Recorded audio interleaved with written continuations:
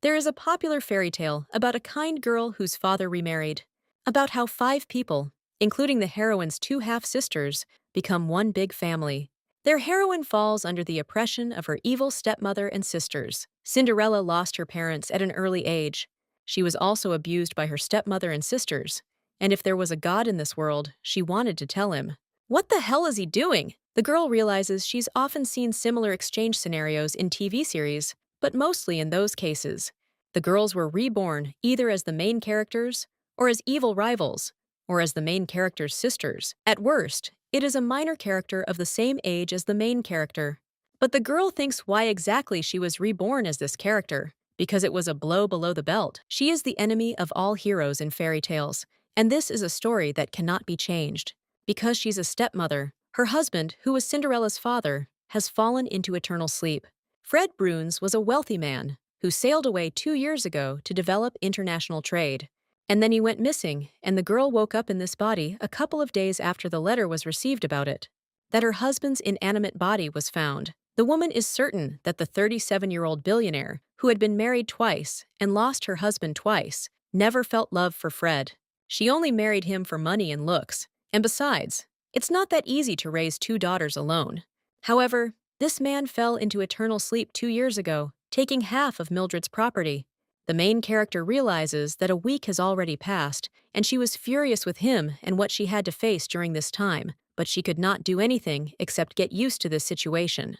Lady Messi is ready and understands that everything has already been decided, and she has no choice but to simply accept this fact. But then she realizes that she is still furious if she meets the one who did all this to her. She would show him her heroic strength. The lady also didn't think her past life passions could be useful in this world. She also understands that she wants to surf the internet and seems to hear the vibration of the phone. The lady continues to knead the dough and realizes that it would be great if it were a telephone. At that very moment, someone turns to Mother, but she thinks that they are turning to her and thinks that Mother should already respond. After which, this lady comes straight to the main character, causing her to grab the dough. The girl asks what's wrong, and her daughter replies that she's finished cleaning. This pilot is the eldest daughter, Iris Brands. The main character says that it's clear, and the girl is great, but she wonders what's going on with Lily. Her daughter replies that she's tidying up her cleaning supplies. The protagonist realizes that Mildred's only mistake is that she's misjudging men.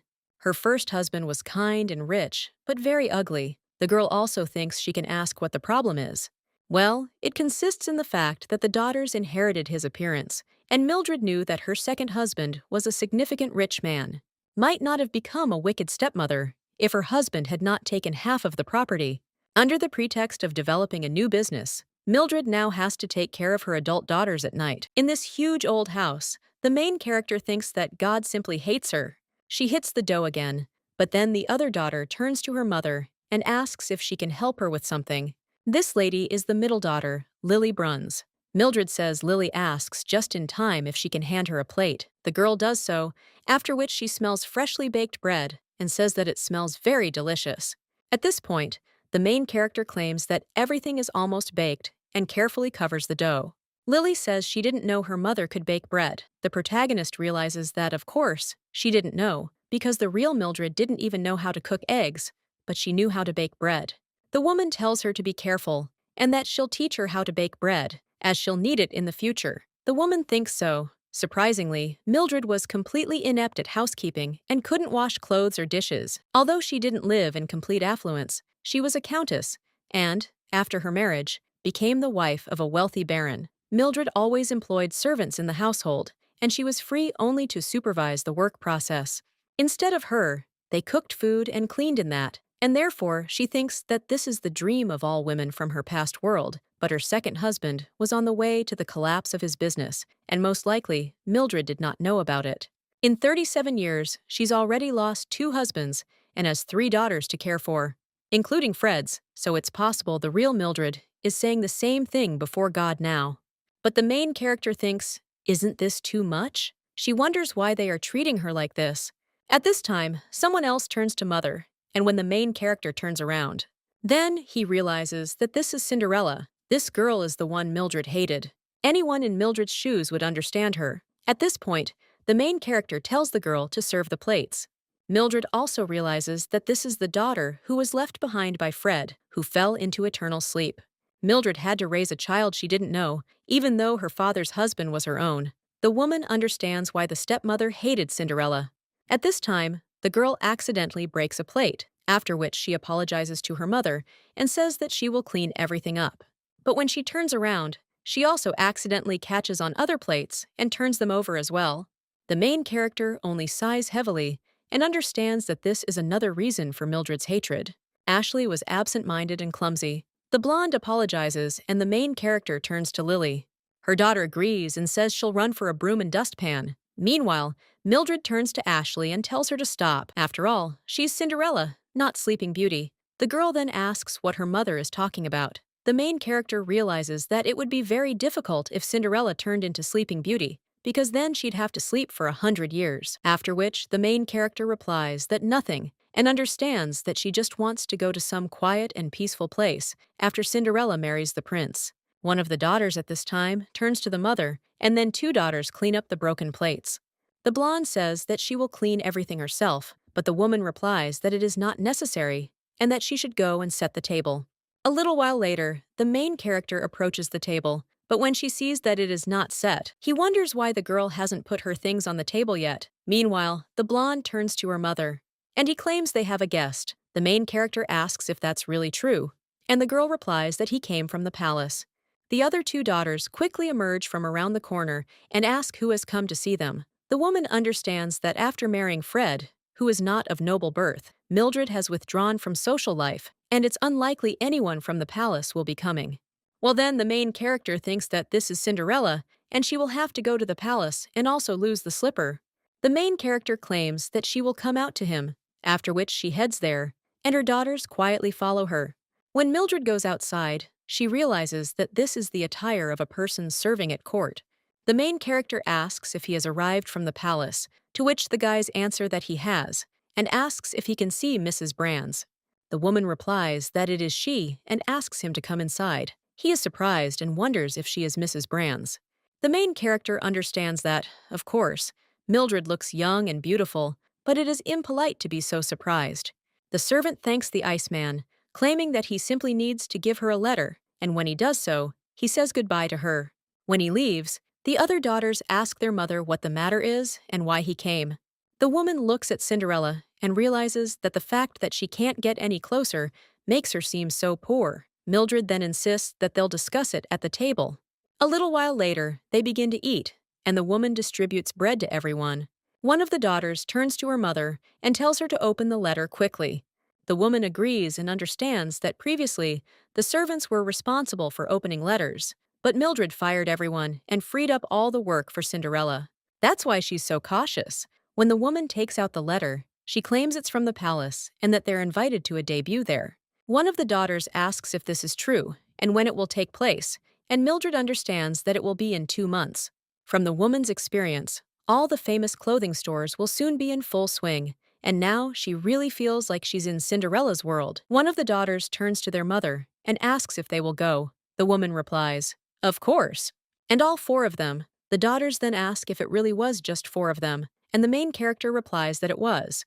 And he says indifferently that the invitation includes their names, including Ashley's. Well, when one of the daughters is about to object, the other kicks her as if telling her to shut up.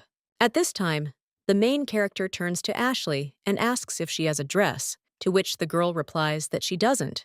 Mildred insists that they'll go shopping tomorrow. The girl asks if they'll actually make a dress for them, but the main characters don't answer. They'd probably have to buy fabric and sew everything by hand. The girl realized that most of Mildred's possessions consisted of jewelry. Selling it would bring in money, but Mildred hadn't been able to do so. This is the dowry and gifts from other people that Mildred was going to sell and give the proceeds to Iris and Lily for their wedding. There is also a small building, the rent of which can cover the expenses of the entire family. The girl realizes that she has such a strange feeling, and in a past life she dreamed of her own home. But now she thinks that if Mildred lived modestly, she would not have problems with money even living in such a big house. Mildred thinks she would be happier if she did, but the protagonist understands that she doesn't know, even though Mildred's memories are preserved. Well, she can't clearly see all the moments of her life and is not capable of more. The woman insists that it's not right for only girls to live in the house, and that they shouldn't dare tell anyone that there are four of them living there. Cinderella asks why. Mildred understands that this girl is the main character of the fairy tale, and she is sure that the lady does not even imagine how dangerous this world is. Mildred replies that there are many reasons for this. The girl realizes that if there is a god in this world, who knows, maybe he transferred her into Mildred's body to save her and the three girls. The woman claims that if people find out that they live alone in this huge house, someone might come to them with evil intentions. After which, the main character talks about this and understands that perhaps this is exactly what she should do in this world. The girl also hands her daughters a salad and insists that they shouldn't eat just bread. A little while later, one of the daughters approaches her mother and asks if she has ever been to the city. The woman replies that it has been a very long time and understands that after Fred left, Mildred spent 2 years without leaving the mansion. It's good when you don't have a picky character, but the main character went a little dry after spending a week in the house. Some might think Mildred has a bad temper. A little while later, the girls turn to their mother and tell her to take a look. The main character tells them not to run far and to stick together, after which they enter the city. The eldest daughter turns to her mother and asks if she should invite the new girls. The main characters do not answer that it is not worth it because they are together, so everything is fine. Iris then asks if Mother really wants Ashley and Lily to become closer. The protagonist replies, if possible. After all, they're sisters and there's nothing wrong with that. Well, when her daughter wants to say something else, then suddenly someone nudges Mildred. Iris immediately runs to her mother. She asks if she's okay, and the guy who pushed Mildred just offers a casual apology. The girl then turns to the guy and starts running after him and also claims that she needs to ask for forgiveness if he offended someone, but the young man claims he's already apologized. Iris asks if he really considers that an apology and if he's joking. But the guy asks if something is wrong, and the girl asks if he knows how to ask for forgiveness. The main character understands that when Iris argues with someone, she gets seriously angry. Well, that's right, because if this kid doesn't understand the rules of decency, then she needs to catch up with him and teach him a lesson. When the main character is about to get up, someone helps her and claims that it was awkward. The stranger also asks if she is okay and claims that he will pay for the treatment. Mildred wonders why on earth he addresses her informally. Then she even asks if they know each other. The man asks what she is talking about, and the main character repeats once again that she asked if they were friends. The woman also wonders why he addresses her informally, since he even looks younger than her. Mildred understands that this is complete chaos because she feels her knees burning, and apparently her inner skirt has also torn. At this time, the guy asks to forgive him without quotation, after which he suggests to move away because it is too crowded there. Mildred realizes that this brat constantly speaks in a commanding tone. At this time, Iris is still arguing with the guy and tells him to apologize properly. Mildred thinks how wonderful her daughter is. The stranger turns to Summer and says, if she doesn't mind. The main character interrupts him and replies that she also understands that at first, it seemed to her that he was blonde. Well, this guy looks very handsome. Mildred tells him not to interfere because the children will sort out the zone themselves. When the guy is about to object, the main character does not answer that there are no buts. She understands that Iris can handle this on her own. Meanwhile, the girl pulls the boy toward her mother and tells him to apologize to her. At this time, the young man asks if this is really her mother, Tanya, the acquaintance who is standing next to the main character. He asks if she's really not a sister, but a mother. Mildred pats him on the shoulder and says, that's true. The woman also asks the baby, what about an apology? And he looks awkwardly at his father, after which he bows and offers the lady his deepest apologies, and also hopes that she will be able to forgive his disrespectful behavior.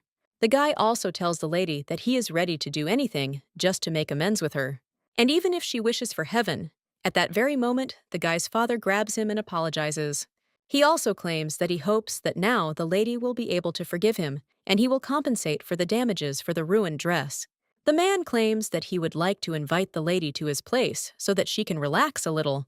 Well, across the street there's a restaurant called the Fairy Tale Fountain, and if she gives them this ring, she can order any dish she likes. The main character, looking at the ring, thinks whether it would not be more profitable to simply sell it, but at the same moment, her interlocutor adds that it will be difficult to sell. The woman asks why. Is it really some kind of enchantment? But the guy just says goodbye to her. Iris says that these people are strange, and Mildred asks her daughter if she has ever seen a similar pattern, to which she replies that she has not. The woman understands that she is seeing such symbolism for the first time and remembers most of the family symbols, but not this one. At this time, Iris notices that this ring doesn't fit on the other finger either, and the main game doesn't answer that she will have to wear it on her thumb, even though she doesn't like its shape. At that moment, someone else turns to Mother, and it turns out to be Ashley along with Lily. The main character asks if they've returned, and if they've found anything interesting. Ashley claims they're selling cheap flour there. But at this time, the other daughter notices her mother's torn dress and wonders if she is hurt. Iris replies that her mother fell when some idiot pushed her. Ashley, meanwhile, worriedly suggests they go back, but the main characters say no. She understands that Cinderella can easily make a prince fall in love with her and marry him, but for Iris and Lily, such an appearance in society is a good opportunity to meet a worthy match. The woman thinks that everything is fine and her leg is just a little burning, but she can go on. An hour later, the girl regretted what she told me and wondered why they came across such a strange store. When the woman went into one of the stores, the man simply insisted that they don't sell such things and don't accept returns of clothes either. In their day, women were consumed by vanity. Mildred claimed their shop didn't seem good enough to sew a gown for the palace and didn't even know how to behave with noblewomen. After which she suggested the girls go, since they'd finally gotten out into the city and ended up in such a squalid place. The man then asked them to wait. But now the main character understands that because of her stubbornness, she forces herself to walk by force, but her legs have become weak and hurt more than before, so she hopes that she has not rubbed her ankle. The woman also thinks about what the man was talking about and whether he was talking about a fairy tale fountain, and also wonders if they have already passed it. At this time, another woman notices the state of the main character and asks what happened. She immediately approaches the lady and asks if everything is okay. The stranger claims that there is a store there, and she will help them, so let the lady pass. A little while later, they enter the store, and the woman tells the lady to sit down there while she gets water and a towel. When she comes with water, she asks why Miss is still standing, and the main character sits down on a chair. The woman also claims that she will examine her wound, and when she does so, she claims that there is nothing serious there. So let Miss smear some mouse droppings with honey and everything will be fine. The main character asks what she should smear. The woman repeats that mouse droppings contain honey, and if she doesn't have enough money for honey, the droppings will suffice. The protagonist realizes she's heard about dog droppings being used in medicine. Well, like a mouse. The girl thinks that would drive her crazy and she would never put it on. She turns to the lady and claims that everything is fine. You see, it is enough to just wash the wound. The woman then says that she will do as the lady says and asks what to do since her dress is ruined. Mildred thanks her for her help and claims that her plant is Mildred Brand's. These girls are her daughters. The stranger also introduces herself and claims that her name is Dabina and that she is also a seamstress. Ashley asks what a dressmaker is, after which the main character replies that these are people who create clothes, but the girl claims that there is no fabric in this store. The woman replies that the fabric is in another room and asks if Letty would like to take a look. The protagonist agrees, but when she gets up, Dabina insists she shouldn't get up yet. Mildred insists she actually tripped while they were looking for clothes, so the woman asks if she can look at the fabric. Dabina asks whether it's important for whom the lady is choosing an outfit, for herself or for one of her daughters. The woman replies that, to begin with, all the daughters are invited to their debut at the palace. Dabina asks if she really needs a dress for her debut at the palace, because if so, then she can't. But the main character asks if she's a dressmaker. The woman replies that's true, but it's a palace, and it's also a debut. She also asks the lady to have mercy on her, because she did not know that she was from a noble family. But the main character turns to the lady and tells her to rise, because although she is from a noble family, her husband is a commoner. But the dressmaker insists that the lady did say she was invited to the palace. Mildred repeats once again that everything is fine and invites the lady to stand up, after which she pulls her by the hand. The main character understands that the debut, which will take place in the palace, is a place for young people of noble birth who have reached marriageable age to meet. Most likely, the reason Ashley, whose parents are commoners, was invited is because the pandemic has killed many members of the nobility and the number of unmarried people has sharply decreased. Mildred thinks it's still unpleasant when someone falls on their knees just because you are a representative of a noble family. The main character claims that, as she already said, the debut will take place in the palace in 2 months, and they will go to the palace in the evening, so she wants to ask the lady to prepare shells for them and wonders if she has any problems. But the woman is only wondering if her dresses will be in the palace, and the main character says, well, here's the reason. She understands that this is a very small store, and perhaps no one has ever served there before. After which, Mildred tells Davina that she wants everyone in the palace to be able to look away from her daughters. If the dresses are not suitable for the reception at the palace, then they will simply wear others, so let the lady not refuse her. Mildred realizes that ordering the dress from another store will be too expensive, so she's wondering if she should hint to her to put all her effort into the work. The woman then turns to the lady and asks if she would like to look at the fabric samples. The main character smiles and understands that this is what she needs, and asks to show it. A little while later, someone greets Mildred, and the main character thanks Sandy for the invitation. The Count's wife then thanks the main character for coming. He realizes that Sandra is the wife of Mildred's older brother. They have known each other well since Mildred's last name, Murphy, and since Fred's disappearance. For 2 years, Mildred refused every invitation from Sandra, and apparently, the woman was worried about Mildred since she sent so many letters. Now the main character thanks her for the invitation and realizes she'd been debating for a long time whether to accept. The children's marriages are directly dependent on their parents' social status, so for the sake of the children, she had to attend the social event. The woman also understands that her heart was filled with anxiety and worry, but now she is comforted by the thought that Sandra was thinking about her all this time. As ironic as it may sound, it wasn't because of her that she often couldn't sleep, because she felt responsible for her children's future. The girl thought about what would happen if Iris and Lily couldn't get married, and what if Ashley hated Mildred for using her as a servant for a year and a half? And even if luck smiles on Iris and Lily, and they are able to get married, what will happen if their husbands are of the same origin as Fred? Well, the girl knows Iris and Lily love her, but that doesn't make her feel any better. Meanwhile, Sandra tells the lady to move on, because Gary is already there. He'll come by a little later and introduce her to the others. The main character nods and understands that she still needs to tell that Fred's body was found. Well, she will do this after dinner before leaving home. A little while later, Mildred already sees her brother and claims that he has gained a little weight. The guy replies that he lost weight last year and gained it back via a decline, which is terrible for him. The woman says his chef must have a knack for cooking. The guy replies that a new place recently opened and they serve amazing food. Mildred claims that it must be a very popular place. Her brother replies that this is true and suggests that she go there sometime with Sandy. After all, this place is called the Fairy Tale Fountain. Mildred asks where it is, and the man is curious about the unusual summer name. A restaurant called the Fairy Tale Fountain, owned by Baron Walford. He's young, but he's got exceptional talent.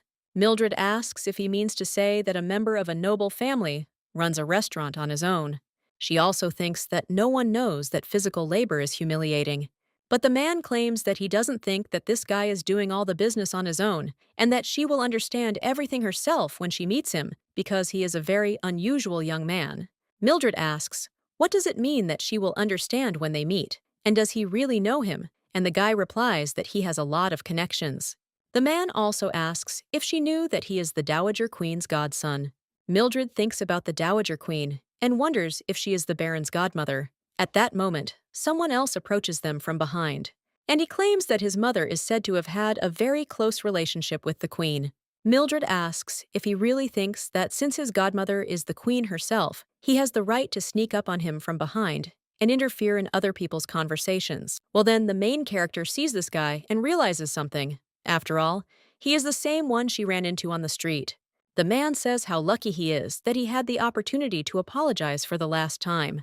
Then, he takes the lady's hand and asks if she'll let him kiss it. Mildred wonders if he's gone crazy. At this time, the lady's brother asks if they already know each other, and the main character replies that they don't. But her interlocutor replies that yes, they did. Mildred claims they ran into each other on the street a couple of days ago, but they didn't even have time to introduce themselves that day. The lady's brother then asks if she went outside, after which the girl nods.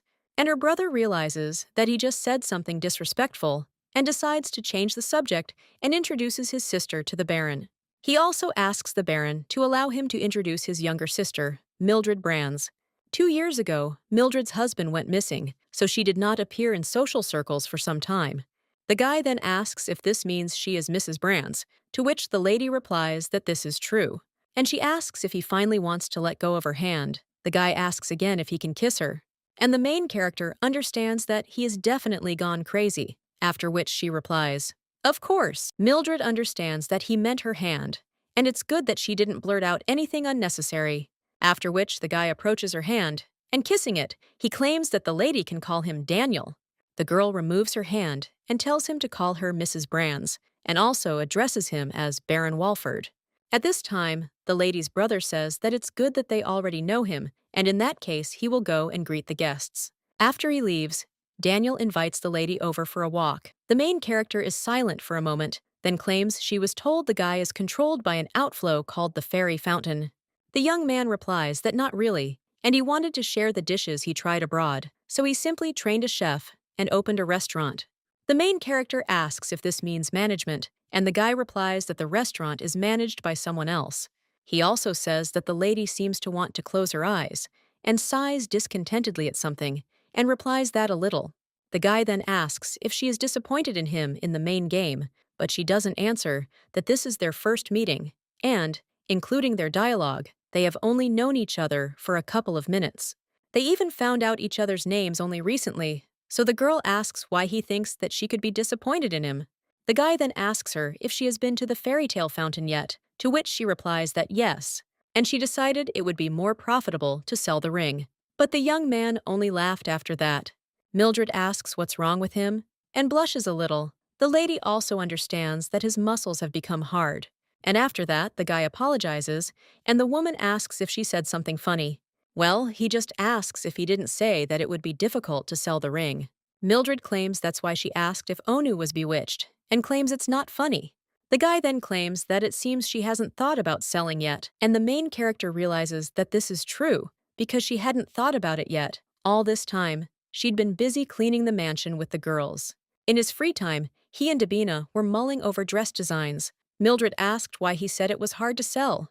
And could something really happen to her if she wanted to sell the ring? The guy just smirked and told Miss that he wouldn't. The main character wondered what would happen then. The guy replies that if she'd wanted to sell it, he would have known right away. Mildred says it looks like it really will cast a spell. She also tells the guy to stop laughing all the time and slaps him on the hand. He then apologizes to Mildred, but the girl tells him to call her Mrs. Brands. And he agrees, and calls her that too. He apologizes and claims that he never intended to make fun of the lady, and he's simply surprised that she knows nothing about him. Mildred asks if he's some kind of famous person, and the guy replies that maybe he is, maybe he isn't. The main character then wonders if he's famous or not. The girl also apologizes to the Baron and asks how long he's been attending social events.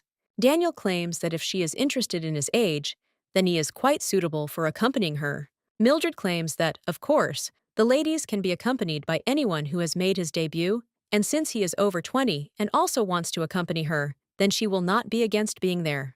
In this case, the guy asks to be allowed to accompany her, and the main character says that she shouldn't make fun of her elders. Daniel claims that the lady will be very surprised when she finds out how he behaves in the presence of elders.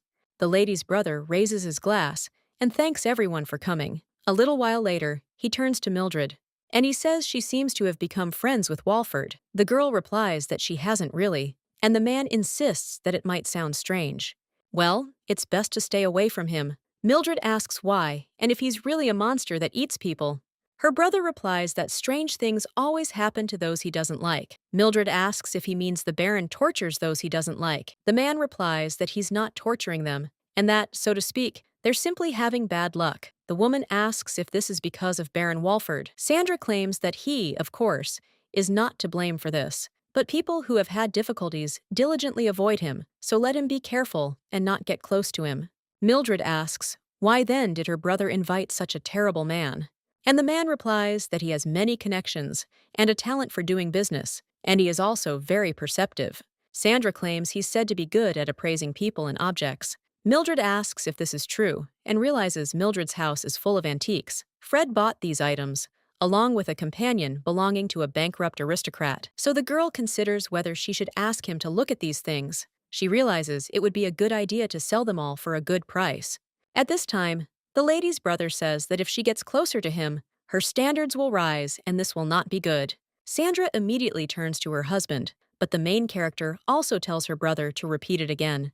The man replies that this man is handsome, and she is still young, so the guy asks how long she will sit and wait for Fred.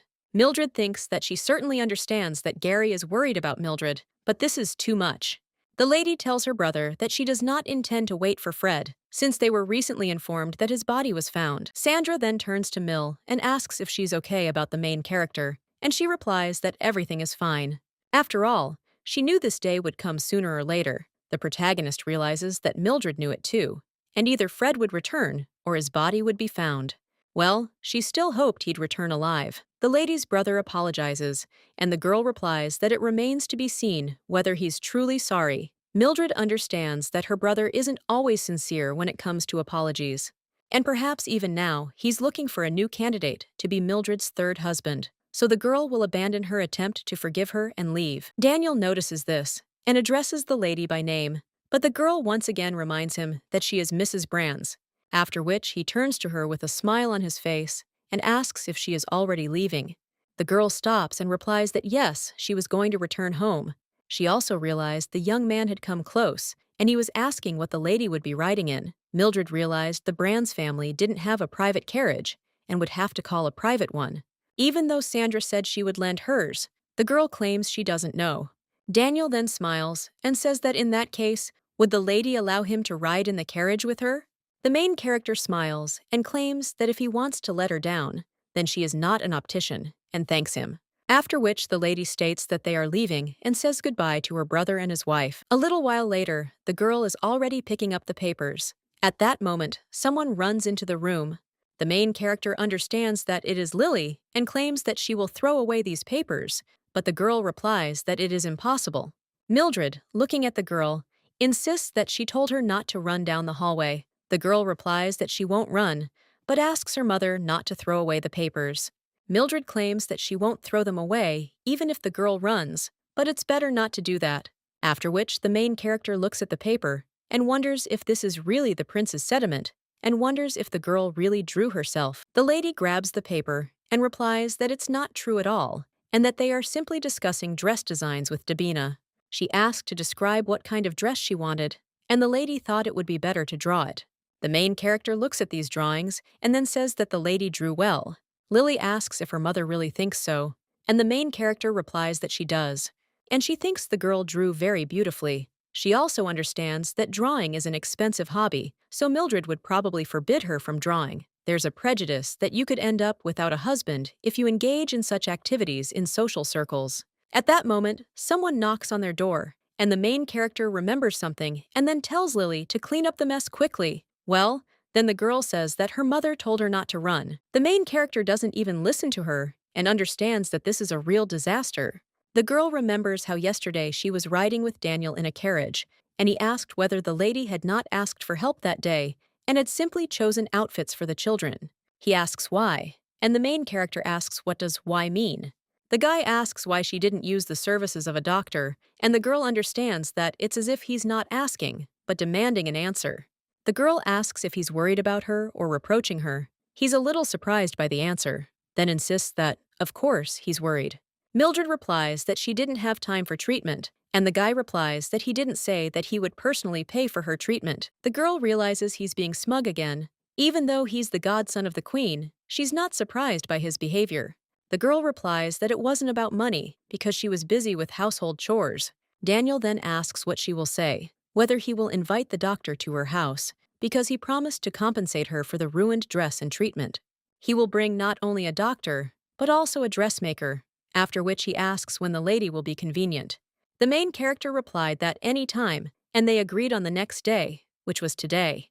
Daniel said he'd bring the doctor and the dressmaker, so she couldn't greet him empty-handed, and spent the morning cooking in the kitchen. The woman understands what the stove is and keeps an eye on Iris, after which she also sees Ashley and turns to her and tells the girl to wrap it up. Cinderella replies that she hasn't finished yet, but the main character says that the guests are already there. Well, Let the girl put everything in its place, change her clothes, and go down to them. She agrees and quickly goes to put her things away, while the main character opens the door. After which she sees the Baron, who greets her and realizes that the atmosphere has changed dramatically. It's like an actor who walked up on stage and then the girl told him to move on. When the lady sits down on the sofa, the guy asks to be introduced to Dr. Hampton, as well as the lady in the white dress. The lady's daughters, meanwhile, watch all this in amazement. Then they sit down at the table, and one of them declares that this is truly magnificent, as they were visited by a white dress. Mildred asks if it's a popular place, and the boys answer that it's not very popular. But one of the daughters asks, what does a little mean, since this is the place where the queen's own outfits are created? The guy replies that it's not quite like that, and that it's just a nice place. Well, then the main character says that's where they make the queen's dresses. After which, the guy suggests that she better tell him how her wound is, because the doctor said that there is no reason to worry, but is it difficult for her to move around? Mildred replies that everything is fine, and a week has already passed, so she is fine, and the doctor also said that there is no scar left. After this, Daniel says that thank God, and the girl understands that he apparently feels guilty for what happened, although the one who pushed her was that guy. The main character also wonders if she can ask about that child, and whether meeting a peer would be a good experience for the girls. So people ask about the boy they were with last time and wonder what their relationship is like. The guy says that if the lady is interested in Leonie's relatives, then this is absolutely not true. They're not close enough to be called friends, but not close enough to be called mere acquaintances. It's the child he teaches various things to. The main character asks what he teaches him, and the guy replies that he teaches everything as he told everyone. After this, Cinderella asks if he teaches him how to work. The guy replies that he also teaches him how to work. After which, one of the daughters asks what the Baron does, and if it's not too much trouble, she asks him to answer. The main character looks contentedly at her daughter and thinks how wonderful she is. When inquiring about the personal information of someone from a noble family, one should not ask questions directly. Well, you can ask the way Lily did. The guy then answers that he does different jobs. Then the other daughter asks if he's working with the white dress. Daniel replies that no, and he doesn't work with them. And the main character thinks that it's funny, because by asking such a question, Iris wanted to know if he had a wife or a daughter, but he answered in such a way that it's impossible to understand whether he wants or has children. At this time, Cinderella asks if the Baron is married, and everyone else wonders if she really asked so directly. The main character claims that if you think about it, they know absolutely nothing about his family. She also notices the Baron's gaze and understands that he has realized that she is trying to make up for Ellie's mistake. The guy replies that his father fell into eternal sleep the year before last, and the main character says that it's terrible.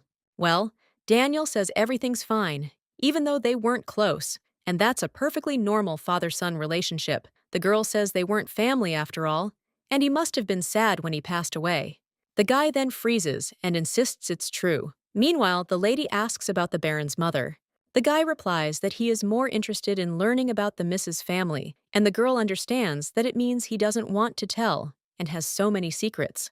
Mildred also recalls her brother saying that people who were having difficulties would studiously avoid him, and the girl wonders if she said something wrong. After which, Mildred claims that her parents have fallen into eternal sleep, and he already knows her brother. The lady understands that since he tells me about his family, there is no point in her telling me about her husband. The girl also asks how the Baron met her brother, and the guy replies that he was spying on the cook in the restaurant. Mildred asks if Gary really thinks he has a chance of luring the defense chef, and then he replies that no, and in fact, he only wanted their recipes. Mildred says she hopes the Baron has wiped his nose, and he asks if the lady will side with Count Murphy.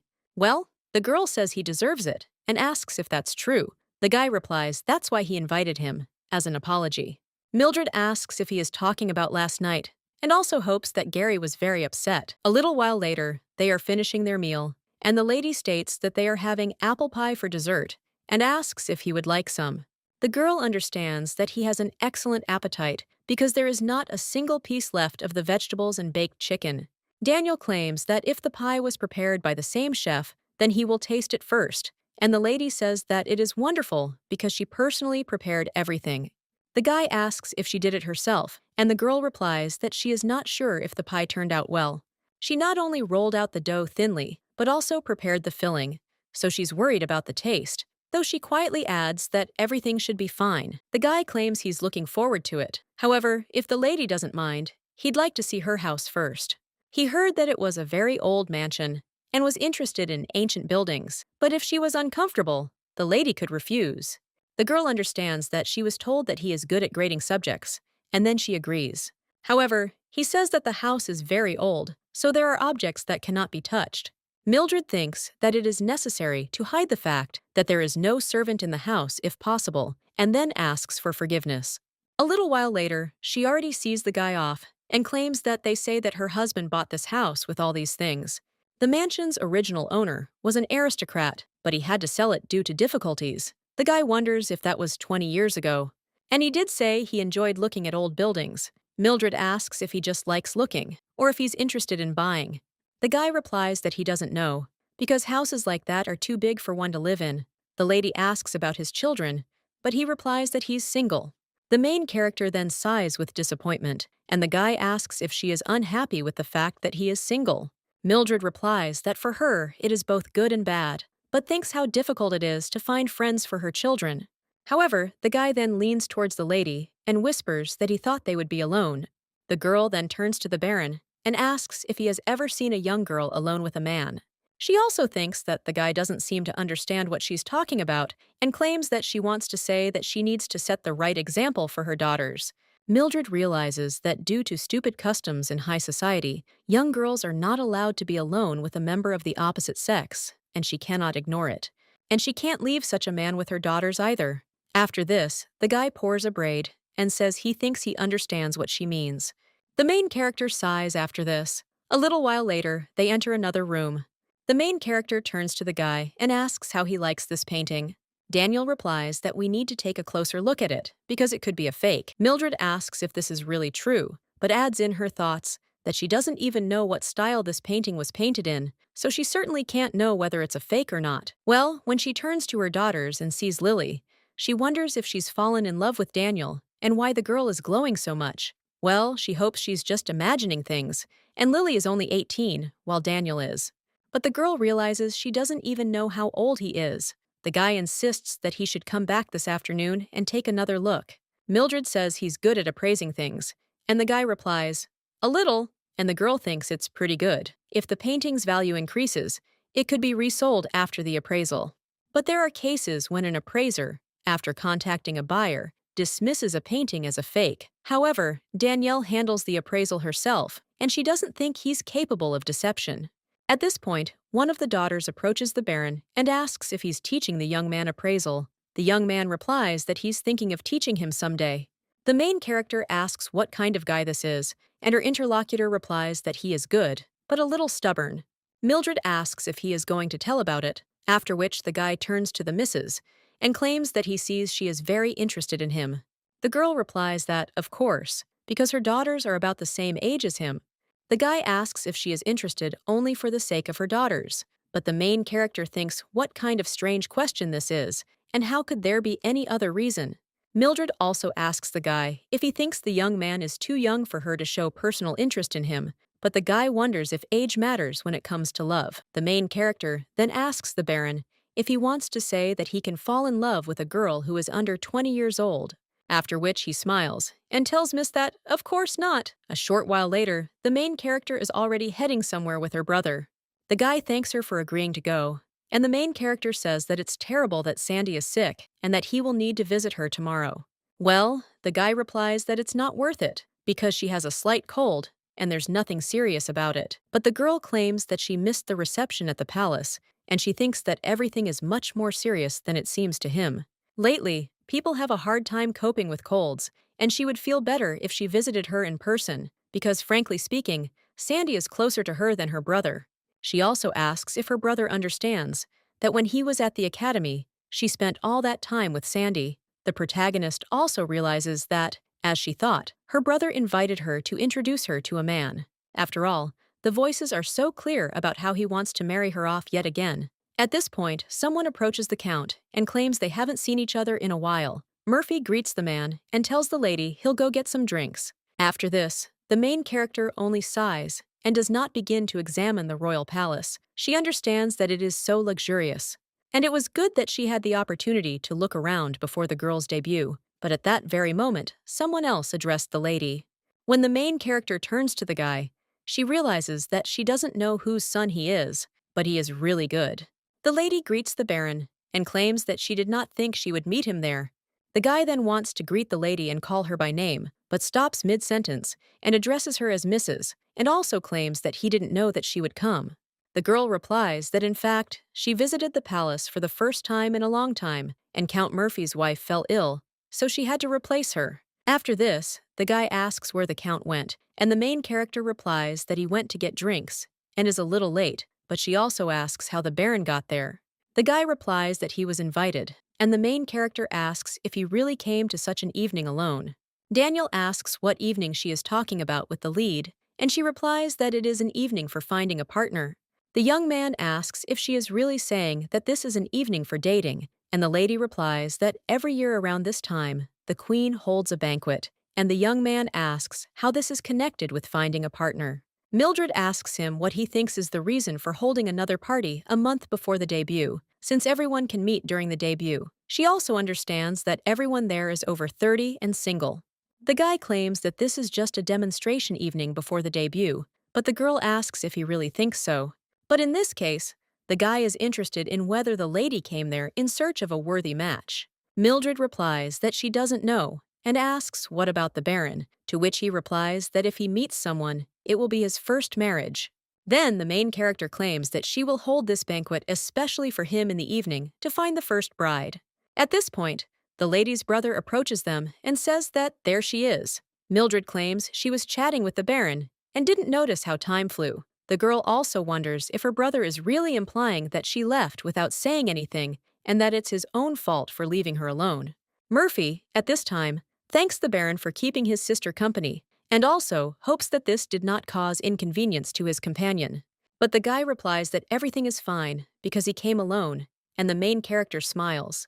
And she also understands that he drove Gary into a stupor with his straightforwardness, which is why she likes this man. A short time later, someone called for Her Highness the Queen to be greeted. The protagonist realizes she doesn't remember seeing the Queen before. She also understands that if Ashley marries the prince, the Queen will become her mother-in-law. After which, the lady looks at the Queen and ponders this. At this moment, music begins to play in the hall. The Baron addresses Mrs. Snooze, but the lady interrupts him and insists that Mildred should give him the first dance. The girl asks if this is true, and also asserts that she, of course, would not mind dancing with her brother. It's just that the last time she danced was 7 years ago, and the girl asks if he really wants to dance with her. At this time, the Baron says that if people don't mind, he would also like to invite her to dance. But Gary insists that, of course, he should dance with his sister first, after which, the main character takes his hand and goes to dance. The girl realizes that at social events, girls usually offer their first dance to more than just their husbands and grooms, and close friends who are like brothers to them. Even without a close friend, a beautiful girl like Ashley won't have any trouble finding a partner for her first dance. She is beautiful, so everyone will want to dance with her. But the main character thinks about what to do with Iris and Lily. They have no friends, no real family, and these girls have an unremarkable appearance and a modest dowry. No one will invite them to dance, and they will have to stand quietly to the side, forcing a smile. The pride of these little girls will be crushed by the majestic name of the debut. When Mildred bows during the dance, she realizes that this fairy tale is some kind of nonsense. After all, kind Cinderella only made the prince fall in love with her because of her beauty, so she wonders what they would do to less beautiful girls.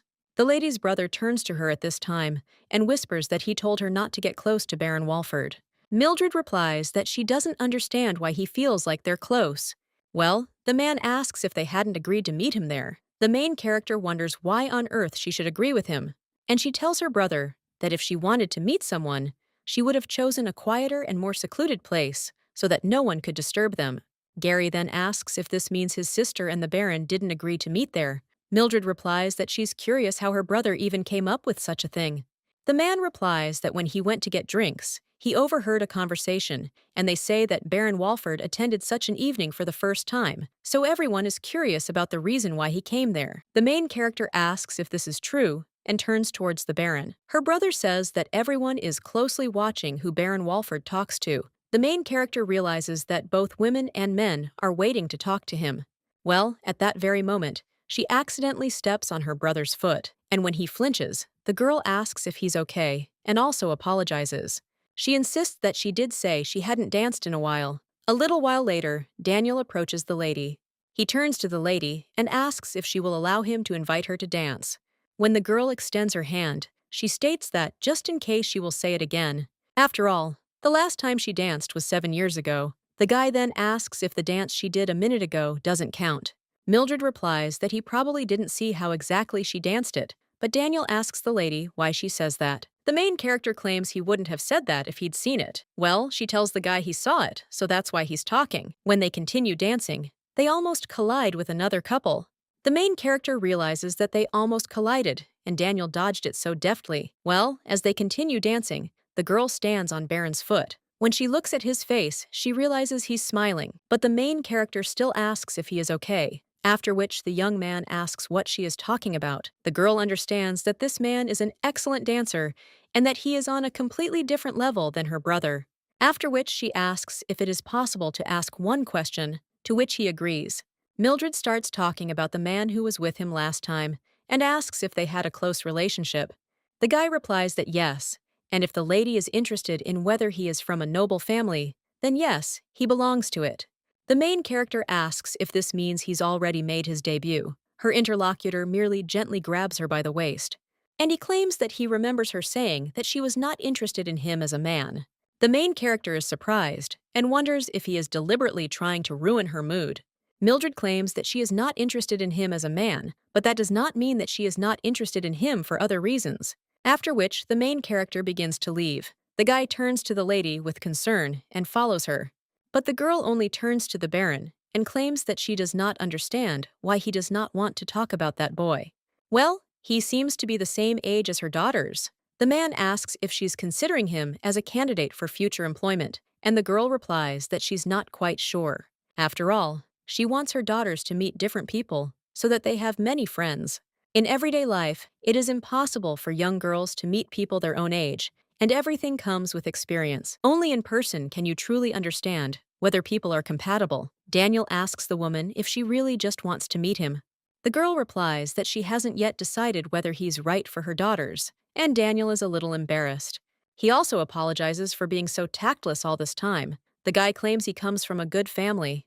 He also gives Leda a personal guarantee, but the main character tells the Baron to forget about it, because she doesn't trust his guarantees yet. The Baron asks to call him simply Daniel. If the lady is against it, then simply Walford will do. After which he whispers to the lady that he feels like they're talking to his father. Mildred insists he needs to get used to it. But the guy just asks if he should really beg Lady Sugar to stop calling him Baron. The girl tells him to try, after which the guy begs her. The main character bursts into laughter and says that it's excellent. Daniel says that the lady can trust him because the boy is from a good family. He's reasonable and well-mannered, and Letty can be sure he won't harm her daughters. Mildred asks what's wrong with his parents and will need to meet them. Well, the man replies that he is entirely responsible for raising the boy and can also talk to his parents, but most likely they will not be able to meet with the lady. The main character asks if they're busy, to which the guy replies, yes, they both work. He tells Mildred that he sees this boy is from a noble family. The boy replies that they ran into financial difficulties when his grandmother was young. Mildred understands that this is terrible and that parents typically train their children to run the family business from an early age. Well, if the business collapses, then the child is given to a friend to raise, and the lady thinks that Daniel is doing a good thing. At this time, the guy claims that if she doubts his guarantee, then he can introduce her to his godmother. Mildred, shocked, asks if he is talking about the Dowager Queen, after which he replies that he shouldn't. The lady wonders what he is talking about with the Queen, and whether it is about how her godson has matured. The guy claims that people usually don't miss such an opportunity, but the main character tries to avoid the topic. She also claims she doesn't think the Queen will agree. Daniel insists and says he'll try to talk to her. Mildred says there's no need, she'll just trust him. Daniel looks at the lady, and then, with a smile on his face, asserts that it's a wise decision. The girl merely suggests that he introduce her to his protege for a stalking meeting, to which he agrees. A little while later, Mildred turns around and wonders where Gary has gone. She also hopes that he is not offended, and has not gone home alone, but at that very moment, someone else addresses Mrs. Brands. The girl apologizes, but claims that she is now looking for her brother, but the man says that if she is talking about Count Murphy. Then, he dances with Viscount Warren's wife. The main character looks at her brother and thinks that Warren's wife must suffer because Gary can't keep up with the rhythm. The lady's interlocutor turns to her again and states that if the place doesn't mind, he would like to invite her to the next dance. The main character, looking at him, thinks who this man is, and he answers that he is Count Leroy. He and her brother are on the same gaming team. The main character realizes they're probably not partners in the card game, and she also hopes that her brother will stop nagging if she dances with someone else besides him and Daniel. After which the lady agrees and comes out to dance. When the girl starts dancing with this man, then he looks at his brother and mentally orders him to look at her, because now, as he wanted, she is dancing not with Devneil, but with another man. Her interlocutor at this time claims that he saw the lady 2 years ago, and she is still just as beautiful. Mildred claims he is not flattering, and the man says he heard that the lady is raising 3 daughters. The main character replies that yes, and she's raising 3 beautiful daughters. The man also claims that the Count did. About the difficulty of raising children alone, the main character replies that everything is fine and they are already adults. But her interlocutor claims that the lady's husband disappeared 2 years ago, and she probably very lonely. When the lady's interlocutor says these words, he grabs her below the waist. But at that very moment, the main character steps on his foot with her heel, causing the man to scream.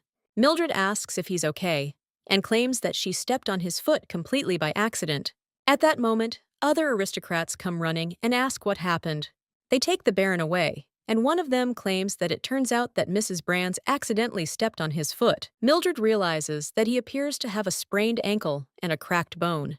Well, it still makes me think that I should have broken it completely. A little while later, the main character is already outside with her daughters. The girls are playing with Daniel's radio. Then, she sits with the Baron, thinking how clever her girls are. The man claims they seem to have assigned the teams incorrectly. Mildred replies something similar to that, and Iris and Lily are doing pretty well for their first time. Daniel claims that Ryan doesn't intend to lose either, so how poor Ashley is. The main character claims that it would be better if Iris and Ashley were on the same team. The guy adds that they could have also put Iris and Ryan together. When the main character watches her interlocutor's actions, he wonders if water can really be boiled with such a small lamp. The lady looks at the atmosphere around her and then declares that this is a good place. Daniel thanks Letty for agreeing to meet in the park, and the girl replies that it's all for the children's sake, and the weather is nice. The lady understands that she is walking at the beginning, and some difficulties arose, because Iris asked if the guy remembers how their mother suffered because of him. Well, now everything is fine. Mildred watches the Baron pour the water and realizes that it has boiled well. The main character says he's so good with children and asks why he's not married yet. The man asks if it has anything to do with his marriage. The girl replies that she asked the question incorrectly and asks why he is still not married. The guy replies that, unfortunately, his fiancée has fallen into an eternal sleep before the wedding. Mildred is surprised by this, after which her interlocutor smiles. He claims it's a joke, but the girl thinks he's such a jerk. The lady suggests he stop joking around with things like that. Well, the guy says that no one believes him if he says there is no special reason. Mildred claims his godmother is the Dowager Queen herself, and even so, he doesn't have a fiancée. The young man replies that this is true, and the lady asks if she's introduced him to anyone. Daniel asks if the lady knows that the Dowager Queen believes only in destined love. Mildred thinks this is surprising, and wonders if he's joking again. The young man replies that this time he's not joking, and he can swear by his heart. Well, the lady replies that I need it, and if I swear, then I need it by something more useful. The girl takes a mug of tea and wonders if the Dowager Queen really believes only in fate, but she herself finds it hard to believe. The main character claims that if such love exists, she hopes her children will meet her. Daniel asks if he wants to meet her. The main character understands that this is funny. She claims that she has been married twice and has 3 children, so she doesn't think there is room for that kind of love in her life. Daniel asks if Madame thinks that how many times she has been to Prague and how many children she has is important for fate. Mildred replies that this is a problem for those who are married, but her interlocutor notes that the Mrs. is not married. After which the girl freezes and realizes that Daniel cannot know that Fred's case was found. She also says that the Baron misunderstood something, seeing that her husband was missing, but he was still alive. The guy replies that he has no doubt, and the lady wonders what it was, and whether he might know that Fred's body was found. If so, she doesn't even understand how it's possible. The main character also looks at the children playing. She understands that she needs to explain to Ashley how to hold the club properly. She understands that Iris and Rain are very good players, and if Ashley could just hit the ball once, it would be absolutely fantastic. At this time, the ball flies towards Ashley, and when the main character sees this, she immediately jumps up and screams at the girl. And he tells her to hit the ball, after which she does so. Mildred says the girl is great. Well, then the young man points out that the ball flew too far, and the main character suggests he say, "Thank goodness it didn't hit him." At this time, Daniel turns to the guy and offers him to go get the ball. Mildred realizes that he is handsome, but has a character, after which the lady turns to Iris, and he tells her to help Ryan and let Lily and Ashley come to her, to which the girls agree. When Ashley approaches her mother, the main character says that she is a good girl because she learned how to hit the ball, and now she needs to learn how to hold the club correctly. She also asks if the girl answered how Lily holds her, because if so, then let her repeat after her. Lily is playing for the first time, and she's doing well. Mildred also says you need to hold it with both hands. And he asks Daniel if this is correct, to which the guy replies that yes, and the right hand should be below. Ashley tries to do this, but her sister replies that she needs to make sure her palm faces inward. The main character, observing these two, realizes that even though they were enemies in childhood, all sisters become friends with age. Therefore, she hopes that over time they will become best friends, and says that they are both great. Just then, someone else addresses Mother, and the main character turns around and realizes it's Iris. She asks if they found the ball, and the girl replies that they did. Mildred praises the two, after which they move on with their daughter, and Ryan watches them. A little while later, they are all already at the table. Ashley, looking at the dish, says how delicious it is and wonders if they are from a fairy tale fountain. Daniel replies that they are right, and a little while later, they are sitting with mugs of tea. Iris turns to Ryan and asks if he's made his debut yet. He replies that he wasn't at the ball for long, after which his interlocutor asks him how he is, to which he replies that it's so-so.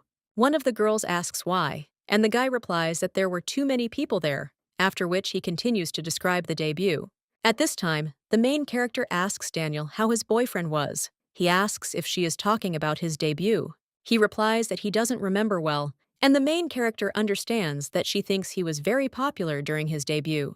The lady claims that it was not that long ago, but Daniel asks what about her. The main character understands that Mildred was very popular, even though she did not have a rich dowry. Well, she was beautiful, and Mildred knew it, so now she claims it was different, and the guy replies that it was the same for him. Mildred asks him if he met a girl during his debut that he would like to marry. But the guy claims that the lady is showing great interest in his wedding, to which she replies that it is because it has already happened. Daniel asks if they are still single, and the girl thinks how disgusting he is, and she claims that she can't talk about her and her husband's personal life. The guy is surprised by this, and then claims that it never even occurred to him to ask about such a thing. He also turns away and says it's time for them to go back. Mildred wonders if it's really that late. They won't be back before evening. A little while later, Letty realizes that it was terrible, because this carriage was terrible and rocked from side to side. Well, she understands that this is not the main thing now, and asks if the Baron would like to drink tea. The guy thanks her for the invitation without hesitation. A little while later, he's already sitting in their house, remarking that it smells nice. Mildred realizes that this is the smell of the dough she quickly kneaded while going for tea. At this time, Ryan asks Miss if there is really no servant in the house, after which everyone falls silent. The main character understands that he asked so bluntly, after which he claims that a couple of days ago their butler was seriously injured. She sent him home so he could get some rest and recover, after which Daniel says it's a disaster. And the girl claims that his son, who also works for them, went with him to take care of his father. And she told the rest of the servants that they were going on a picnic and gave them time for personal rest, so they would return in the evening. Nady also approaches Ryan and asks if he plans to attend the debut, which will take place this year. After this, the guy doesn't even know what to answer, and Daniel claims that he thinks the guy will come. Mildred asks if he's really giving it to her, insists it's very nice, and also thinks it would be great if he danced with the girls. Meanwhile, Daniel wonders how Mrs. feels about her daughters showing Ryan the house. The main character says that this is indeed a good idea. Then the lady turns to Iris and asks if she'll show Ryan the house, to which she agrees. The main character also tells Lily and Ashley to go with them, and they agree. After the children leave, the main character turns to the Baron and asks if Ryan's parents will be present at the debut. He replies that yes, they will both be there. Well, they'll have to leave early. Mildred asks if it's because of work, and the man replies that they're very busy people, and there's nothing to be done about it. The main character sighs after this, but at that very moment, they hear a smog, like something falling. The girl immediately gets up from her seat and asks what it is, but Daniel immediately extends his hand so that the lady stays behind him. The main character thinks he knows how to protect a girl, and that's cute. At that moment, people hear someone screaming towards her, after which she realizes that she already knows who it is, and apparently this person is very angry. Well, the lady doesn't know what he could be angry about. Meanwhile, Gary heads down the hallway. His wife runs after him, asking him to calm down. At that very moment, the man opens the door to the lady's room, and also asks how she could do this and what she did to Count Leorme. Mildred greets her brother with a smile on her face, but then says that now is not the time for greetings, because he heard that the girl stepped on Count Leroy's foot. Sandy at this time asks her husband to control himself, but he only cries out, does the woman really think that he can be calm in such a situation? Because of this girl, a crack appeared in the Count's ankle. Mildred asks if it's just a crack, since she was planning to break the bone completely, and apparently she should take up sports, after which the lady turns to Baron Walford and asks how he thinks. The girl claims they already know each other, but asks to be introduced again, as this is her brother Murphy and his wife, Sandra Murphy. Daniel shakes the Count's hand and claims that they haven't seen each other for a long time, and then greets the Baron in the same way. At this time, Mildred asks whether it turns out that the Count complained to his brother that she injured his leg, and that is why he came running and also grumbled at her. The girl understands that this man first harassed her, and then it was her fault, so she thinks what a bastard he is. Gary at this time tells her to choose her words and asks who is grumbling there, because he heard about it at the club. Mildred asks if this means that not only he, but now the club members too are accusing her. Count Leroy Revel is louder than any child. Daniel can't contain his laughter and tries to cover it up with a cough. He says everything's fine, and that they should ignore him and continue their conversation. The main character sighs and thinks that Prey should be more careful, because he just laughed. The lady's brother turns to her at this time and states that he is ashamed of her. Mildred wonders if he is familiar with the feeling of shame and asks him not to worry, because he should feel even worse after leaving the club without doing anything. The man then asks what she is talking about, and the lady approaches him, and he claims that his husband disappeared 2 years ago, so he must be very lonely. Then the main character also gropes her brother, just as this man groped her, and the guy is shocked by this. When the main character finishes, she asks him if he now understands why she is upset that she couldn't break that bastard's leg. Sandy immediately screams at her husband and asks how this man could afford such a thing. Meanwhile, Daniel turns to the lady and claims that they seem to be having a family discussion, so he won't disturb them. The main character apologizes, claiming they're boring him. My boyfriend replies that he didn't answer at all, but it was a lot of fun. He takes the lady's hand and asks if he can kiss her. Mildred realizes he's asking again and then nods as the guy kisses her hand. He says goodbye and then leaves. Meanwhile, her brother decides to continue the conversation and asks if this man really behaved so brazenly towards her. The girl replies that everything is fine because she already injured his ankle, and her brother screams what a shameless bastard he is and how dare he complain and blame the lady. Mildred smiles after this and realizes that just a couple of minutes ago, her brother behaved the same way. At that moment, someone else addresses the mother, and when the main character turns around, she realizes it's Iris. The lady's daughter asks if she should make some tea. The main character replies that yes, after which her brother and his wife exchange glances. And they ask Mildred about the servants. The main character notes that there aren't any, after which the man asks why and if things are really that bad. The main character replies that they know that maintaining such a large mansion requires a lot of money and workers. Plus, she has 3 daughters who are about to be born, after which one of the 3 daughters will marry, and they will endure until then. Well, the woman asks what until then means, And the main character replies that the nanny knows how much money will be needed before that moment, so she needs to save. Mildred realizes that at least after all this, they will be able to earn money somehow. Meanwhile, Sandy turns to Mildred and asks if the Baron brought anyone. Mildred replies that he was with the child he teaches. The lady asks if he was with a student, and Gary asks if it was a boy, to which the girl replies that yes. And the man asks if he was golden-haired, and also handsome, to which the lady replies that no, and that Ryan has brown hair. The man sighs and asks if the guy's name is Ryan. The main character notes that Dano is wondering what's wrong with him. Sandy claims that the Baron was appointed responsible for raising the prince, and Gary thought it might be the prince, which is why he asked. The main character smiles and claims that this cannot be, and also wonders what her brother is thinking about. And even if that were the case, she doesn't think Daniel would bring the prince for a walk with them. The guy at this time heads back with the Baron and addresses him. The man asks what is the matter, after which the young man claims that it turns out that there is no servant in their house. Daniel asks if they weren't told that the servants had a day off today, and the young man replies that it's not about that. After all, he simply thought their house was lacking order. The Baron replies that this is true. The young man asks why Mrs. Bruns deceived them. Daniel then turns to the boy. I wonder what will happen if only 4 girls live in the house. After the guy thinks about the answer, the Baron realizes that he has become more resourceful than before. For a prince who had been surrounded by many people since birth, the lack of servants at the Bronze Mansion was a great achievement. However, now the young man asks if everyone finds out that 4 ladies live there, the whole house will be littered with dresses. Daniel just looks at the guy coldly and thinks that this is impossible, and also claims that this is a very stupid answer. A little while later, they are already heading through the mansion, and the Raven tells the guy to think again about what could happen if only 4 girls live in such a big house. Ryan understands that simply living as a family of 4 and living as a family of 4 without servants are 2 different things. If she had told the truth, she could have put herself and her daughters in danger.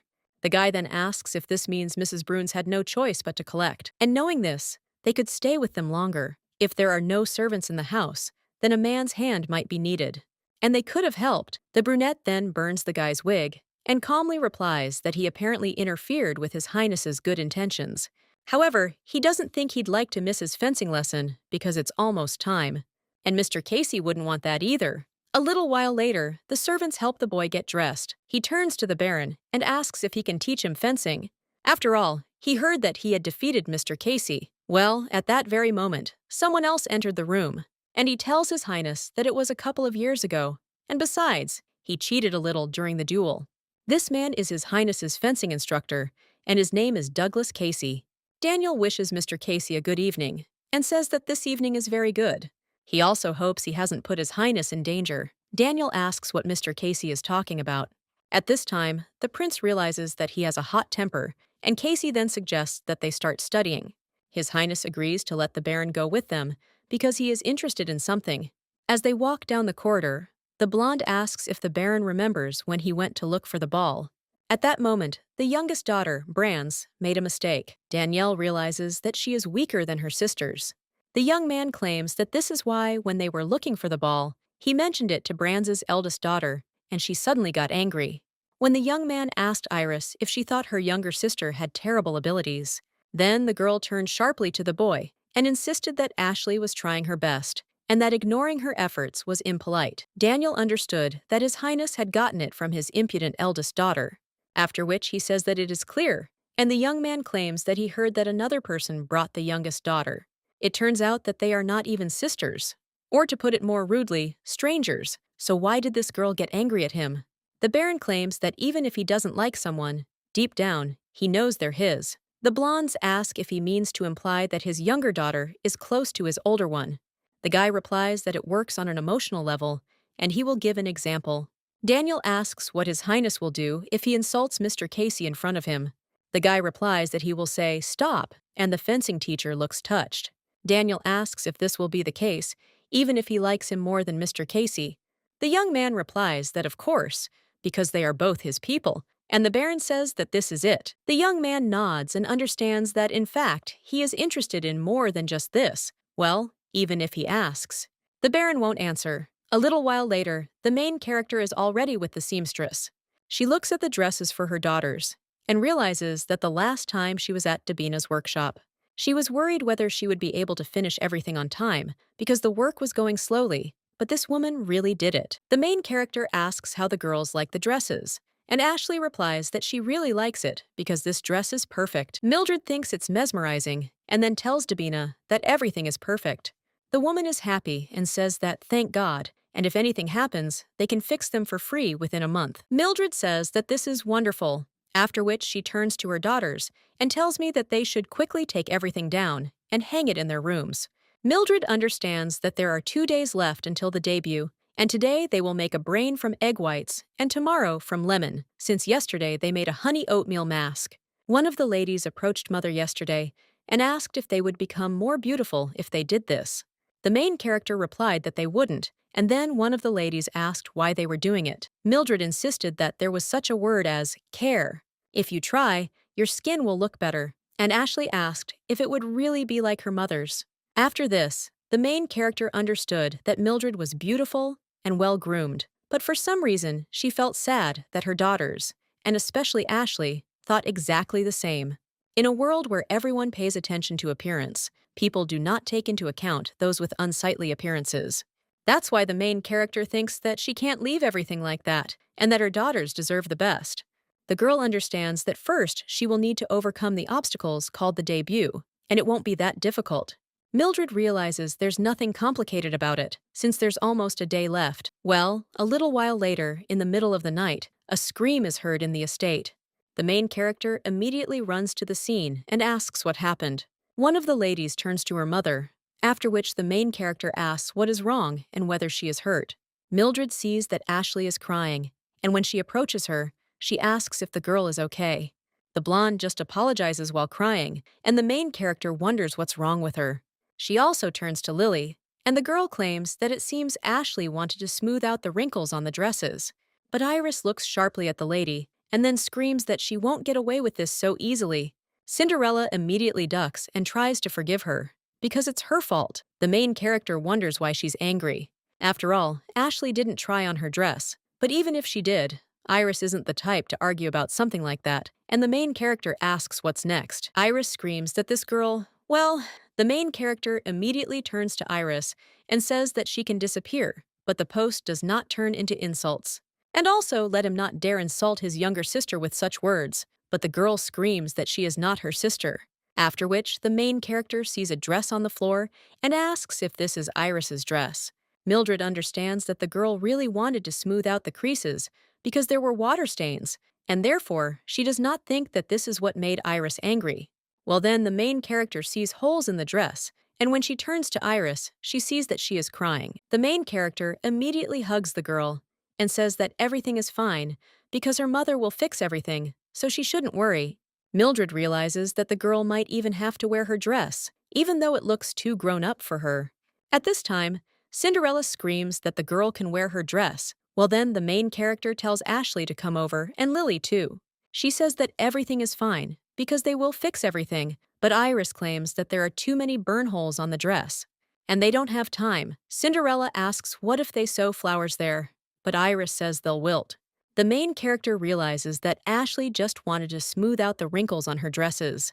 Well, she doesn't have the proper skills in ironing clothes, so to smooth out the dress, she sprayed water and dried them in front of the fireplace. However, the lady didn't consider that the flames in the fireplace were also producing sparks. Mildred claims she doesn't think this is a bad idea. Iris asks what Mother is talking about, but the main game does not turn to Lily and asks if she can count how many holes there are in Iris's dress, to which she agrees. At this time, the main character turns to Iris and tells her to immediately go to Davina and also choose a fabric there that is a slightly darker shade than her dress, and return back. The girl asked if Mother was talking about fabric, because the fabric for the patch should be the same color as the dress. The main character replied that it was not for a patch, because they would make flowers out of it and sew them in place of the holes. Thanks to Ashley, she had a good idea. Mildred turns to Iris again, wondering if she'll remember how to ride a horse. The girl then smiles and says she'll be back soon. As she's about to leave, Cinderella turns to her sister and asks her to forgive her, because she truly is sorry. Iris looks at her a little distrustfully, but then asserts that she will accept her apology after they fix everything. The lady then mounts her horse and heads to the dressmaker's. She realizes she never thought her riding skills would come in handy. The lady also wonders if the horse is also happy to gallop for the first time in a long time. She understands that it's good that it's early morning, and there are no people on the streets, so she should hurry. Then the girl sees someone on the street and screams for that person to move aside. But when the guy turns around, the girl realizes that he has a familiar face, and the young man asks if this is Miss Brand's. The girl then jumps over the guy on the horse, and he just ducks in fear. When the lady gets down on the ground with the horse, she asks if the guy is okay. To which he replies that yes. The girl apologizes and claims that next time she will apologize properly, but now she is in a big hurry. After which she says goodbye to the guy, and he wonders in surprise what this is. After all, he was so scared that the young man even felt his heartbeat quicken. A little while later, His Highness is already sitting with Daniel, and the man claims that he scared him. The Baron claims that he has no idea what thoughts are hidden beneath His Highness's golden hair, but he asks him if he wants to run away next time, then let him do it when he is abroad.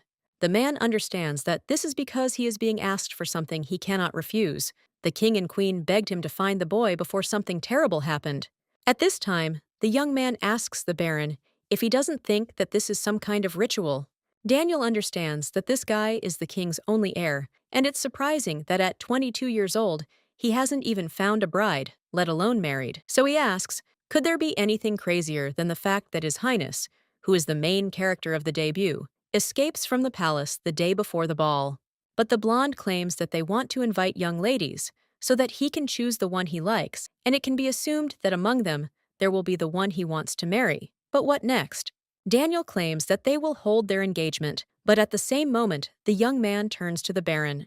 He claims that his hearing is fine, so he shouldn't raise his voice like that. Well, the young man asks what if the lady doesn't like him, to which the man replies that this is impossible. And yet the guy asks what if it happens exactly like this, and if the one he likes hates him. After this, Daniel asks if this means that this is the reason for His Highness's escape, to which he replies that not at all, and that he is simply curious, which is why he asked. Then the Baron asks why he came back, and the guy asks if he remembers the mansion they recently visited, and asks what he thinks if they have a carriage. Daniel replies that no, and the young man says that he thought so, and also that their situation is not very good. The guy's interlocutor claims that they are not rich, to which he agrees, and then goes on to say that he would like to send a carriage for the Brand's family. Daniel asks why, but the young man asks in what sense he is interested, because they have no money, and the four of them live without hearing, so it seems to him that they need a carriage. But the Baron wonders why His Highness worries about such things, which makes the young man feel confused. He claims that yesterday he accidentally met Miss Brand's. Daniel asks which one, and the guy replies that it was the older one. The man then freezes and tells His Highness that this is not something he should worry about. Ryan says that if his people are having difficulties, then as a future ruler, he is obliged to help them. Well, at that very moment, the Baron tells His Highness that a man slightly older than him would suit this lady. The young man immediately jumps up from his seat and claims that he didn't mean it that way and just wants to help. Well, at that moment, the guy gets a little embarrassed and tells the Baron to wait. After all, Iris is only 19 years old, and if not him, then how much older must the man be? After this, Daniel doesn't even know what to say, and then completely covers his face with his hands. When His Highness looks at the Baron, he asks what happened and wonders if he is crying. The man then starts laughing out loud and asks if His Highness spoke about Miss Iris. Well, the guy is interested in whether there is anyone older among Miss Brand's. Daniel realizes that Mildred is not Miss, but Mrs. Brand's. He then wonders how he could have been so mistaken. The Baron says that it is good, and since this is what His Highness wishes, he will send a carriage to their mansion. Well, let him know that he is only fulfilling His Highness's request, to which he nods. When the Baron is about to leave, he grabs the door handle and tells Mr. Casey to come through. The man realized that he had been noticed, was at a loss, and then even apologized for the disturbance. The Baron claims that Mr. Casey is there, so he thinks it's time for him to leave. When the man leaves the room, someone else addresses him. Daniel orders the servants to convey the message to His Majesty. He's leaving now that Mr. Casey has arrived, to which the servant agrees. As the boy continues on, he realizes the ball is just around the corner. Everything will be fine if Mr. Casey looks after His Highness. When the guy moves on, He realizes that he has already sent the carriage to their mansion. And now he won't have to lie about doing it at Ryan's request. Afterwards, the guy smiles and realizes that, thanks to him, he now has a good excuse. A little while later, the main character and her daughters come to the ball.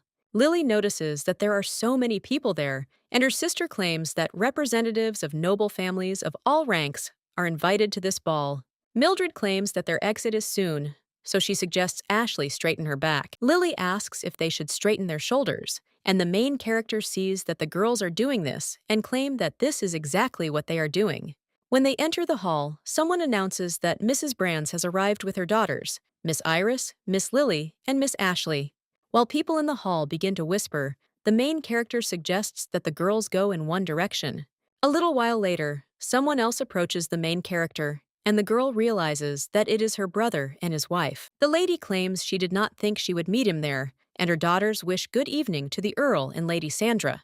At this time, the man whispers to his sister that he doesn't know whether the lady heard or not, but a couple of days ago, the Count returned to his possessions.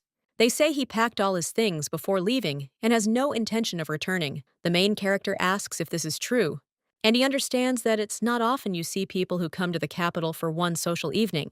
Gary claims that he heard at the club that he fell and permanently broke his leg, but no one knows whether he fell down the stairs or somewhere else. Mildred wonders why no one knows, assuming he fell down the stairs in the house. But then the lady realizes that if no one knows, then perhaps he visited an indecent place that would tarnish his reputation.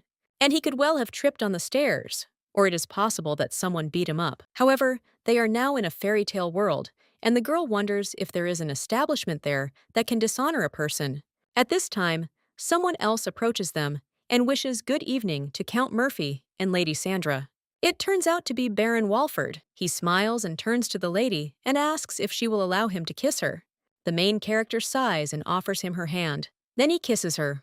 Well, when the girl takes her hand back, she wonders why he doesn't kiss Sandra's hand and whether he only kisses the hands of women without husbands. Meanwhile, the Garys turn to the Baron and insist that he thought he'd be with His Highness. But the guy replies that there are a lot of wonderful people around His Highness now, and he thought that he would be uncomfortable surrounded by so many people, so he stepped aside. The main character realizes that it sounds as if he was afraid of being disgraced while being near His Highness. At this time, the guy glances sideways at the lady and also says that he also wanted to greet the beautiful ladies. He also turns to the daughters of the main character and Lady Sandra, which makes them blush and say that the Baron is also magnificent. The main character realizes that for a second, she thought the words were addressed to her, after which she also thanks Mr. Walford for sending the carriage for them and thanks him for his concern. The main character understands that, thanks to him, they didn't have to follow the carriage all the way to the city. Well, she would have refused if she hadn't been sent as an apology for Ryan's behavior. And besides, Ashley's pumpkin carriage, which she also gave, was not on the horizon, so the lady is wondering when the fairy godmother will appear. One of the ladies at this time also thanks the Baron and claims that this is a wonderful carriage. Iris declines and thanks him for his concern, since by the grace of the Baron, they arrived with all the comforts. The main character, looking at her daughters, understands that she doesn't even know whose daughters they are, but they were raised with dignity. Daniel says that there is no need for gratitude, since he only fulfilled Ryan's request. And on the way to them, he heard people praising their daughters' outfits, so Mrs. should be proud of it. The main character asks if this is true, and the man claims that the dress belongs to Miss Lily, Miss Ashley. Miss Iris's dress also arouses particular interest. The girl is embarrassed by it and says the Baron is flattering her, but the guy replies that he didn't. He also asks the lady if she chose the dress herself, because if so, she has excellent taste. The main character thanks Mr. Walford, and Lily claims to decorate the dress with flowers. This was also Mother's idea. The man asks if it's true, and Sandra also asks if it was Mildred's idea. The woman replies that there is nothing special about it, and the fact is that, due to her mistake, sparks from the fireplace got on Iris's dress. So she made flowers to cover the holes and didn't think it would turn out so well. Daniel, with a smile on his face, asserts that a great discovery always begins with a small mistake, and the main character thinks how well he knows how to choose his words and says that this is true. A little while later, someone announces that the royal family has arrived. Ashley turns to her mother and says that the prince is there, which is why the main character understands that her expectations are not in vain. Like the fairy tale heroine Ashley, Iris and Lily were also waiting to meet the prince, but she doesn't want to, so that they would ruin their lives out of a desire to be with him. Iris notices that the guy really is blonde. The main character thinks the prince has Cinderella. She also realizes that Mildred has never seen him before. Daniel, noticing how the lady is trying to spot the prince, wonders if she is really curious. The woman replies that of course, they say that he is very handsome, and the guy is wondering if she really wants to look at the prince only because of his appearance. The main character is surprised by this and wonders if there could be some other reason for her interest in him. Mildred understands that the Baron is the prince's teacher and can see him as often as the king and queen. And they don't even know what he looks like, and the lady wonders why there are so many people there. She slowly rises on her toes and wonders if Ashley will be able to meet the prince since the fairy godmother never showed up. But how will Cinderella lose the glass slipper after the dance, if not? Well, then the main character realizes that maybe the fairy godmother gave Ashley the glass slippers when she wasn't looking. Well, when the main character wants to walk further, she suddenly stumbles and starts to fall. At that moment, the Baron grabs her and asks if she's okay. The protagonist then apologizes. She also thanks Mr. Walford for his help and says that she feels so embarrassed. But when the guy continues to hold her, the girl asks the mister what happened. The guy just approaches the lady and then claims that she smells nice. The main character shudders at this and asks if that's true. Afterwards, the ladies begin sniffing themselves, and he wonders if he's smelled herbs. She also realizes that instead of expensive perfume, she applied some herbal oil to herself and the girls. But at that very moment, the lady hears someone clapping and wonders if the greeting is already over.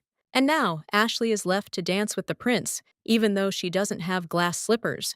In the future, when the prince finds Ashley, she will be able to leave, and after the girl marries the prince, then she will be able to sell this huge house and live a quiet life, and the proceeds from the sale can be invested in Iris and Lily's wedding. The stepmother's sacred knowledge will disappear, and the story will end. At that very moment, one of the ladies asks what's going on, as it seems the prince is leaving. The main character wonders if he's leaving without dancing with Ashley. She also turns to the Baron and wonders if something has happened to the prince. The guy tells the lady that he doesn't know either. Lily asks if he's sick, and Daniel replies that he doesn't know because he has good health, but there are such things as foreseen circumstances. For example, he might have indigestion. The main character realizes he's just ranting without even knowing the real reason. Well, she's still wondering what's going on and hoping it's not because of her. Meanwhile, someone else approaches the Baron and wishes him good evening, after which the young man asks to be introduced to Mr. Button and also introduces him to Mrs. Brands, who is Earl Murphy's younger sister. The main character wonders why she has such a bad feeling. The lady says she is pleased to meet you and also introduces her daughters. The guy turns to Miss Ashley and bows, and also asks if she will allow him to ask her to dance. The main character wonders why her bad feeling never lets her down. And he also wonders if this guy even understands how important the first dance is and what he will now order to do with this oppressive atmosphere. At this time, Sandra pushes her husband, after which he approaches Iris and asks if the girl will give him her first dance, to which the lady agrees and the main character thinks, "Long live Gary." After which Daniel approaches Lily and asks if she will allow him to ask her to dance. The girl is embarrassed by this and then agrees, and the main character thinks that he is just an angel. After which, the main character also notices Ashley and says that if everything is okay with her, then it would be impolite to refuse the invitation, so let her go and dance. The girl agrees, and then all three of the lady's daughters dance. The main character, looking at their smiles, smiles herself. Mildred's memories appear in her mind. Sandy approaches the lady and insists that her girls are all grown up now. The protagonist replies that it's true, and they've grown up. The girl realizes that the little girls in her memories have grown up without her even noticing. This both pleases and saddens her. Meanwhile, Sandra turns to Mildred again, wondering when she became so close with Baron Walford. Mildred replies that they are not particularly close and that she is simply looking after a young man at the bar, and she thought they could help each other. Mildred wonders if, while it seems like she and Daniel are close, Vitya simply accepted his compensation. But Sandra says that Baron Walford is now dancing with Lily, but the main character asks what is wrong with Togo. The woman replies that they say he only invites princesses to dance, But then the main character claims that there is no princess. Sandy says that this is exactly why he didn't invite anyone, but he tells the main character that the Baron danced with her too. It was at a dating event, that is, at the last reception held at the palace, which Sandy missed. Her interlocutor replies that yes, she heard about it too, because everyone was discussing it during tea. The main character is surprised by this and wonders if Daniel is really that popular. She also says that if she confesses, she will be at a loss because they are not as close as it may seem from the outside. Sandy says that perhaps the main character claims that it is because of his interest in the painting that hangs in their house. While visiting them, he noticed one landscape and said that next time he wanted to examine it more closely. Sandy says that's true, and she seems to have heard that the Baron collects old paintings. Mildred hopes that Daniel is actually interested in the painting.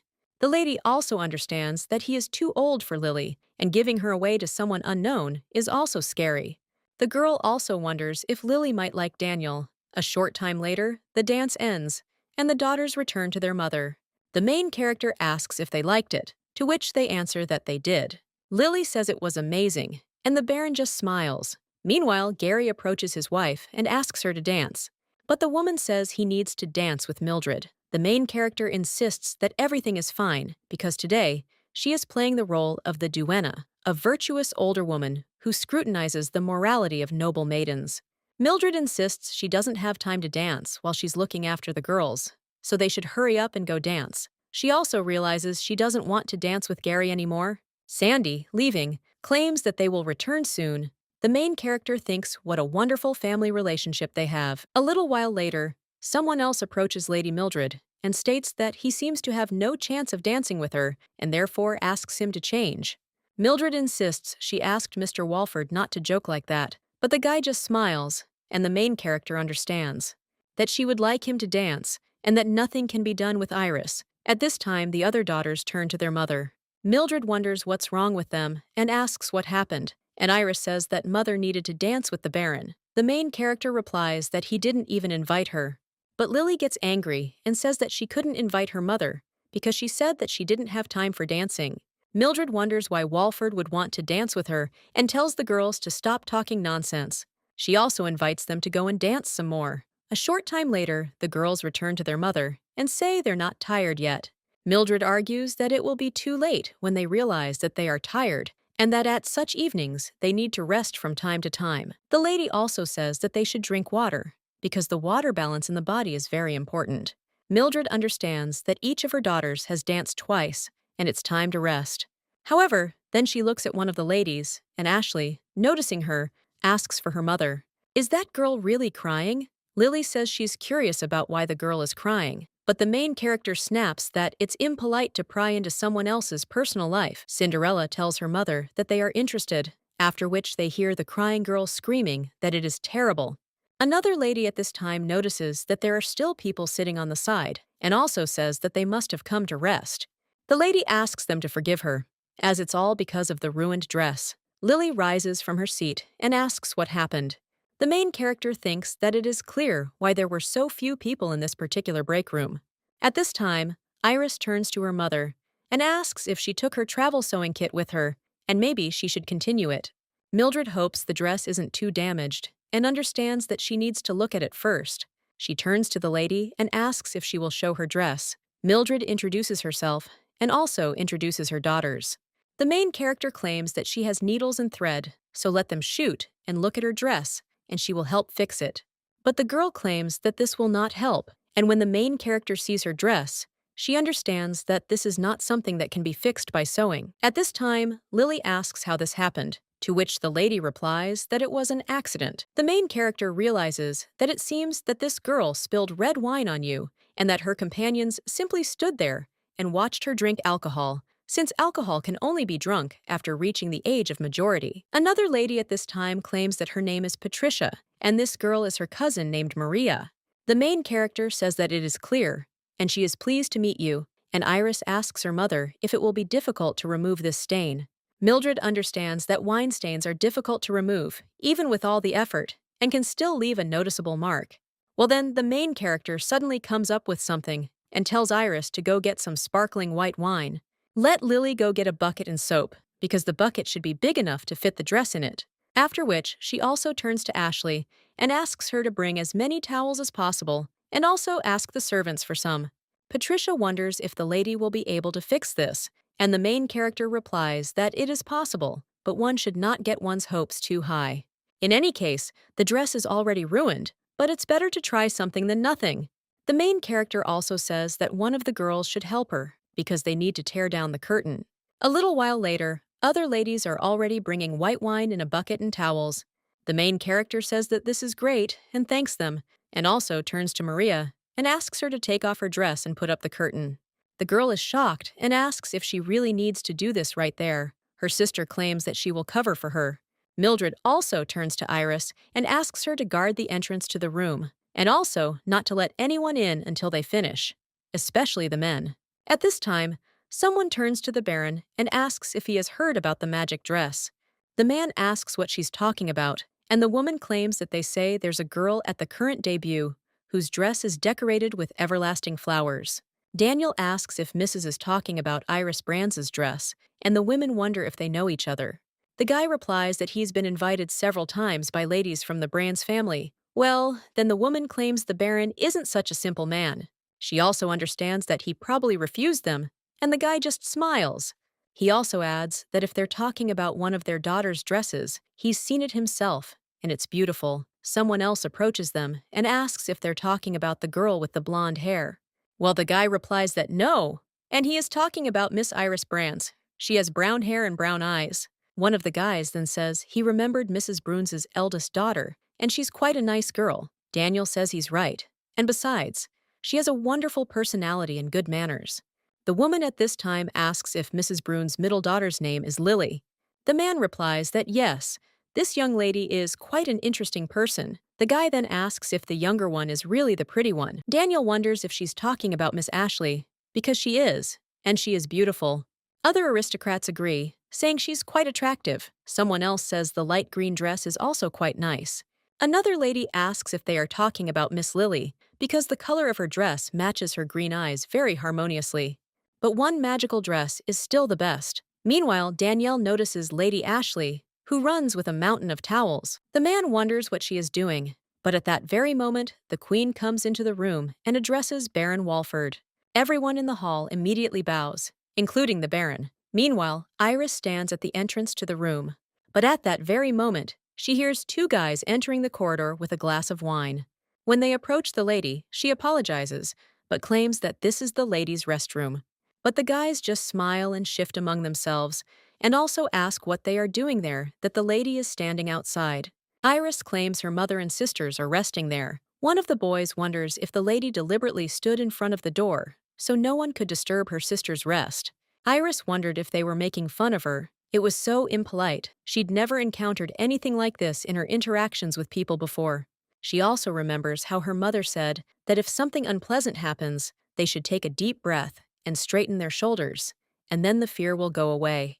Therefore, now the girl thinks that everything is fine, and they will hardly be able to harm her, and also claims that the gentlemen who did not bother to introduce themselves to her are right. He also asks if they'd like to see the ladies' restroom. After that, the two guys freeze, and one of them wonders if she's really asking them if they'd like to see the ladies' restroom, and if they'd even said they wanted to, and who would even think of spying on girls relaxing.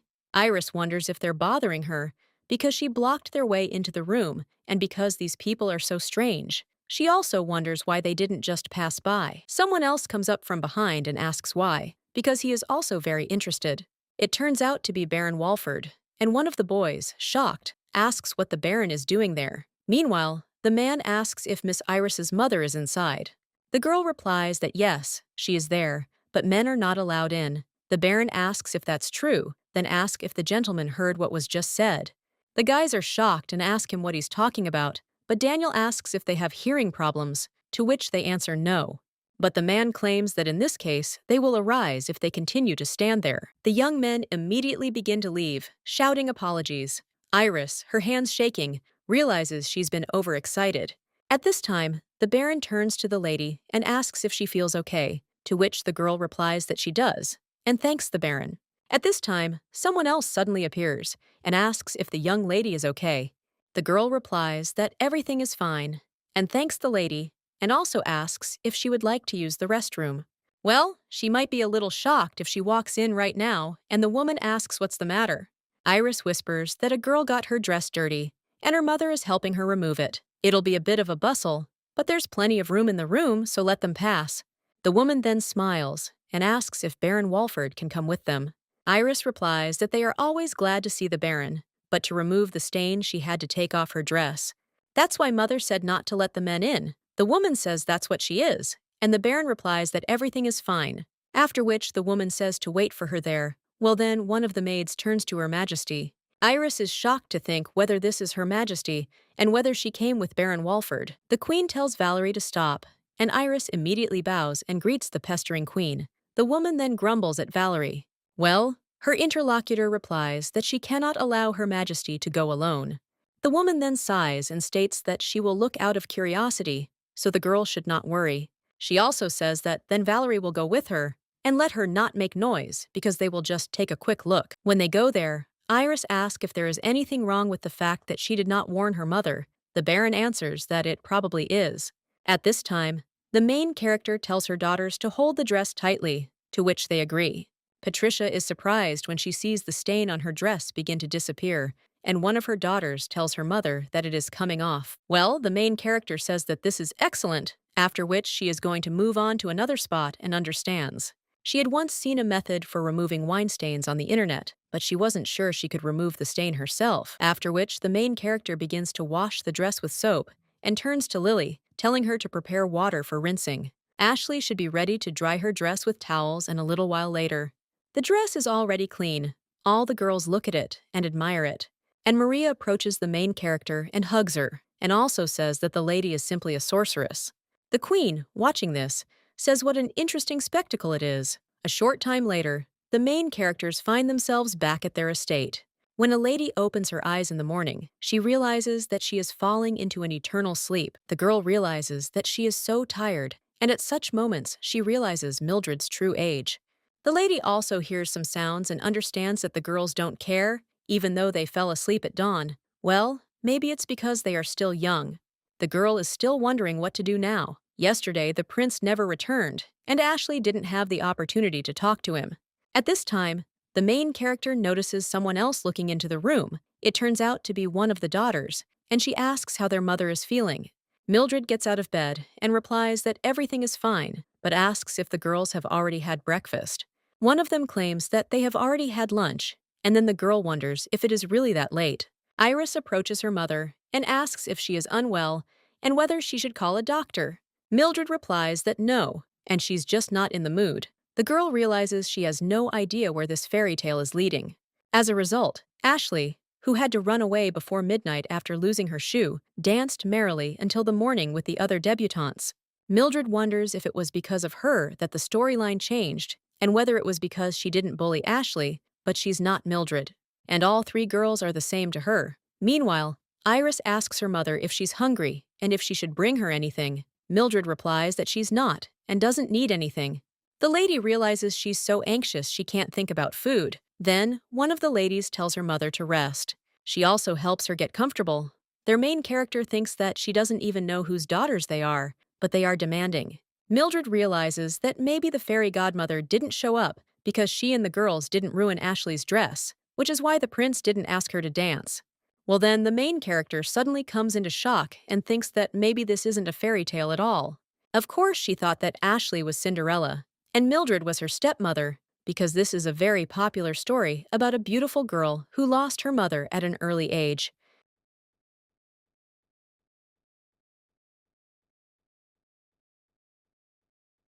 Mildred understands that anyone would say that this is Cinderella, and besides, when she woke up in the body of her stepmother, at that very moment, someone addresses the lady, and it turns out to be Ashley. The main character asks what happened. The girl only sadly wonders if this is all because of her. Mildred asks if she broke something again, and the lady, with tears in her eyes, replies that she is wrong, and the main character thinks what she could have done that she is crying so bitterly. Ashley claims it's because of her that her mother is in a bad mood. Mildred, shocked, asks what she's talking about. But the lady is only interested in what she needs to do to make her mother feel better. The girl also claims that next time she will not go to a social event. Mildred, shocked, tells the lady to wait and asks what she is talking about. Ashley, all tearful, looks at her mother and then says that she was upset because of Togo, that she was asked to dance more often than anyone else. The main character realizes that Ashley thinks she's upset about this. Of course, the girl was invited more often than the others, but they all danced quite often. Besides, it wasn't Ashley's fault that the men asked her to dance, and if Mildred had been her real mother, she would never have thought that she could hate her instead. What to be proud of and what to praise. After which, the main character tells Ashley to come to her. She thinks she's beginning to understand how Ashley felt while living in this house. So now, with a smile on her face, she tells the child to come to her. Cinderella immediately goes to her mother. And then he hugs her. The main character realizes that this breaks her heart with pain. Mildred turns to Ashley and says that she is very glad that she was often asked to dance. This has nothing to do with her sisters, because they also danced a lot, so the girl should not think that she could be upset because she was invited more often than her sisters. And she's also, on the contrary, proud of Ashley. The girl then starts crying again. The main character understands that now her world is not too big, and it consists of her, Iris, Lily, and their home. Well, beyond this world, there is another world where girls have to get married and leave their home. But for a girl who has just turned 17, it is still difficult to leave her home, even though she doesn't like it. Everything is not easy at all, and she wants to provide her, Iris, and Lily with a better future than that, which the real Mildred could have provided them with. Luckily, there's one person Ashley can rely on, and that's the one who will save her, the prince. At this moment, someone else enters the room. It turns out to be Iris. The girl sees what's going on there. She carefully places a tray with water and a glass on the table. The protagonist understands that she will have to thank her later. And when Iris leaves, the girl turns to Ashley again and says that perhaps she's not as good as her birth mother. Ashley replies that's not true at all. And the main character wipes away her tears and wonders if the girl still has memories of her mother, whom she lost at the age of 5. The brunette claims that the lady might be uncomfortable with her, but the girl then screams that she is not uncomfortable. She says the last word more quietly, and the main character sighs, and also states that she believes that everyone in the family should fulfill their responsibilities. And someday they will get married, start their own families, have children, and gradually move away from each other. Ashley claims that she doesn't want to get married, and the main character thinks that she does. If the girl really is not Cinderella, then she does not know what she really thinks and dreams about. She doesn't know what abilities and talents she's endowed with. Mildred insists that's not a bad thing either, but she should think about it again after a couple of balls. Mildred realizes that she might change her mind after meeting the prince and thinks that she will be sad if she falls in love and wants to get married quickly. At this point, the blonde asks if this means that they now have to attend all dinner parties. The main character replies that only if she wants to. Ashley then asks her mother if she's happy about her coming out, and the main character replies that she doesn't have to go if she doesn't want to, but she wants the girl to meet many different people there, because that way she will broaden her horizons, and her world will become bigger. Mildred realizes that Ashley's world cannot consist of just her, Iris, and Lily forever. Sometimes, in order to coexist in society, people have to do things they don't like. Well then, the main character also wonders what she was thinking about before Ashley came. But at that very moment, they hear someone knocking, and Ashley claims it sounds like someone has arrived. Mildred says it's okay, and to leave it to her sisters. The main character also wipes away her daughter's tears and asks her what to do with her tear-stained eyes. The girl then merely blushes and hugs Mildred, but at that very moment, someone cries out to her mother, claiming that a man from the palace has arrived. The main character immediately rises and asks if he's from the palace, who he is, and why he's come. Lily replies that he brought a letter for his mother. Mildred, shocked, asks if this is really for her, and a little while later, she comes out into the living room. But she only sees Baron Walford there and greets him. Mildred thinks that the girls said they came from the palace. At this time, the Baron greets the miss and asks if she will allow him to kiss her, to which the man agrees. And the guy takes her hand to kiss it. When the main characters pull their hand away and realize she forgot to put on gloves, he claims the girl said he came from the palace. Daniel replies that everything is correct, since today he is on duty from the palace. Then the guy takes out a letter and claims he brought an invitation for her. Mildred asks if he is really going to invite her to the reception he is hosting. The man replies that he would be happy to invite her in the future if he had the opportunity. The main character smiles and says that of course, and she also believes that he will have such an opportunity. Well, when the main character looks at the letter, she wonders if it's really unsigned. The lady also wonders how she can then understand who it is from and whether Daniel looks like the kind of person who would deliver ordinary invitations. Then Mildred looks at Ashley and thinks maybe the prince sent it. Well, that's when the main character finds the letter. He sees that it's from the Dowager Queen and is shocked. Daniel replies that yes, it's an invitation from Her Majesty. Mildred claims she sees, but is this really an invitation to tea? The Baron says that she can refuse if the lady is uncomfortable, but the main character asks if he is really saying that she can refuse an invitation from the mother of the ruling monarch. Daniel replies that yes, and if she's uncomfortable, there's nothing she can do. Mildred looks at the guy, wondering if he's joking or being completely serious. The guy claims that it is a great honor to receive an invitation to tea from the Dowager Queen herself. He recommends the lady accept it for her own sake. Mildred then asks when it will take place, and the guy replies that he'll come for her in a week. Mildred asks if he will personally accompany her, and the man only winks and asserts that he would be happy to do so. The main character wonders if the queen also ordered him to wink, and if he is a scary person. At this point, Lily turns to the Baron and asks if he's busy. He replies that he's not, and asks what's wrong. The girl claims that she is curious about a painting in their house, and asks if it would be difficult for him to look at it once. The girl also asks her mother if she can show the Baron the painting, but she only asks if the girl has finished all her work. Lily replies that yes, and the dress can be finished before bed, after which the main character agrees and says that since the Baron is not busy, then it's possible. The girl understands that if the real Mildred were there, she would have forced the girls to take up traditional embroidery. Well, now they are sewing a dress for a new outing. And of course, Dabina helps them a little. Luckily, the girls are familiar with the basics of sewing, and thanks to this, they can save money. The Baron turns to Mildred and offers to go with them. A short time later, they're there. Lily claims that the artist has a very unusual style, and no matter how much she looks at the painting, she still thinks that it was painted by Kyle. The guy replies that she is right because he also thought that it could belong to Kyle's brush, or the lady asks if this is true. The main character thinks that this is the painting that he looked at carefully last time, but the guy insists he's not sure and that it would be better if they checked the artist's signature on the painting. Lily enthusiastically agrees. Meanwhile, the Baron turns to Mrs. Mildred and asks if she'll let him check. She asks how, and he replies that the frame needs to be removed. Mildred wonders if he will really remove such a large frame, and the guy says that if she doesn't mind, he would prefer to take the painting with him for inspection.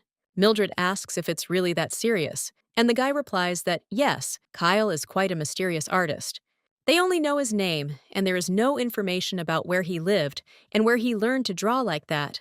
His paintings are very popular due to his unique style and fine, careful workmanship. The main character wonders what kind of style this is, and tells the guy that the artist's mystery further increases the value of the paintings. She thinks about increasing the price, and understands that this means she will be able to sell it for a high price. A little while later, workers enter the house, and Iris greets them and tells them to move on because the painting is on the second floor. At this time, the main character turns to Lily and asks if she would come over for a minute. When the lady does so, Mildred asks if she can leave a mark on the painting that will be known only to them. The girl asks if it is really necessary to put a mark on the painting, and the main character replies that yes, but not on the frame, but on the canvas itself. Lily asks what kind of mark to leave, and the main character replies that something invisible, so that they can easily remove the trampled ones. The girl claims that it is not difficult, after which she looks for something in her pocket and claims that he was somewhere there. The lady takes a pencil out of her pocket, and the main character wonders if she really carries it with her all the time. Mildred says it's dangerous to keep sharp objects in your pocket, so let her make a cap for the pencil. Or she uses a pen cap. Lily just smiles and then brings the pencil to the painting. She makes a few finishing touches, and then declares it's ready. The protagonist asks what she wrote. The lady replies that it's her name. Meanwhile, the workers go up to the second floor, and the girl hides the pencil. When the workers are already loading the painting into the carriage, and someone hands the lady a document, then the main character realizes that everything is more serious than she thought. A short time later, the painting is already being taken away.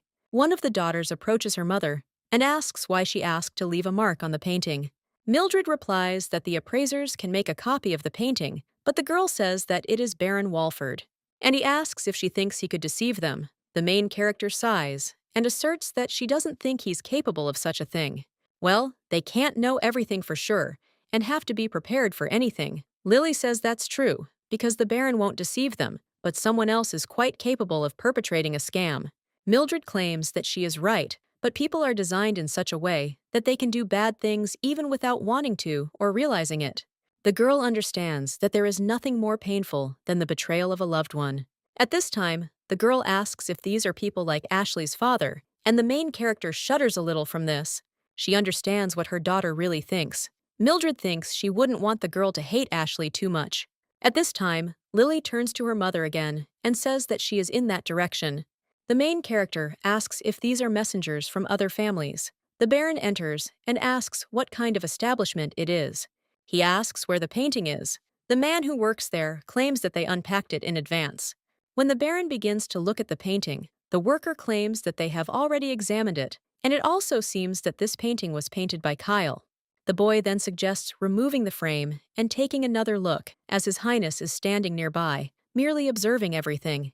When they remove the frame, the man claims that everything is correct, because even on those parts of the canvas that were hidden under the frame, you can clearly see Kyle's unique handwriting. So, could it be that among his works there was a painting of such a large size, and this is a great discovery? After this, the guy looks at the painting and then turns to Ryan and tells him to take a look at it once. The guy does just that after that, but Daniel remembers how he sat with Lady Mildred's family in the garden, after which he turns to Mr. Cole and asks him to keep what happened today a secret. Well, the man claims that this is the work of Kyle himself, and its price will skyrocket, but the Baron replies that it is not yet time. He also insists not to tell anyone about this for now, to which the worker agrees and asks if they will leave the painting for safekeeping, to which the guy replies that no, and let them send it to his home.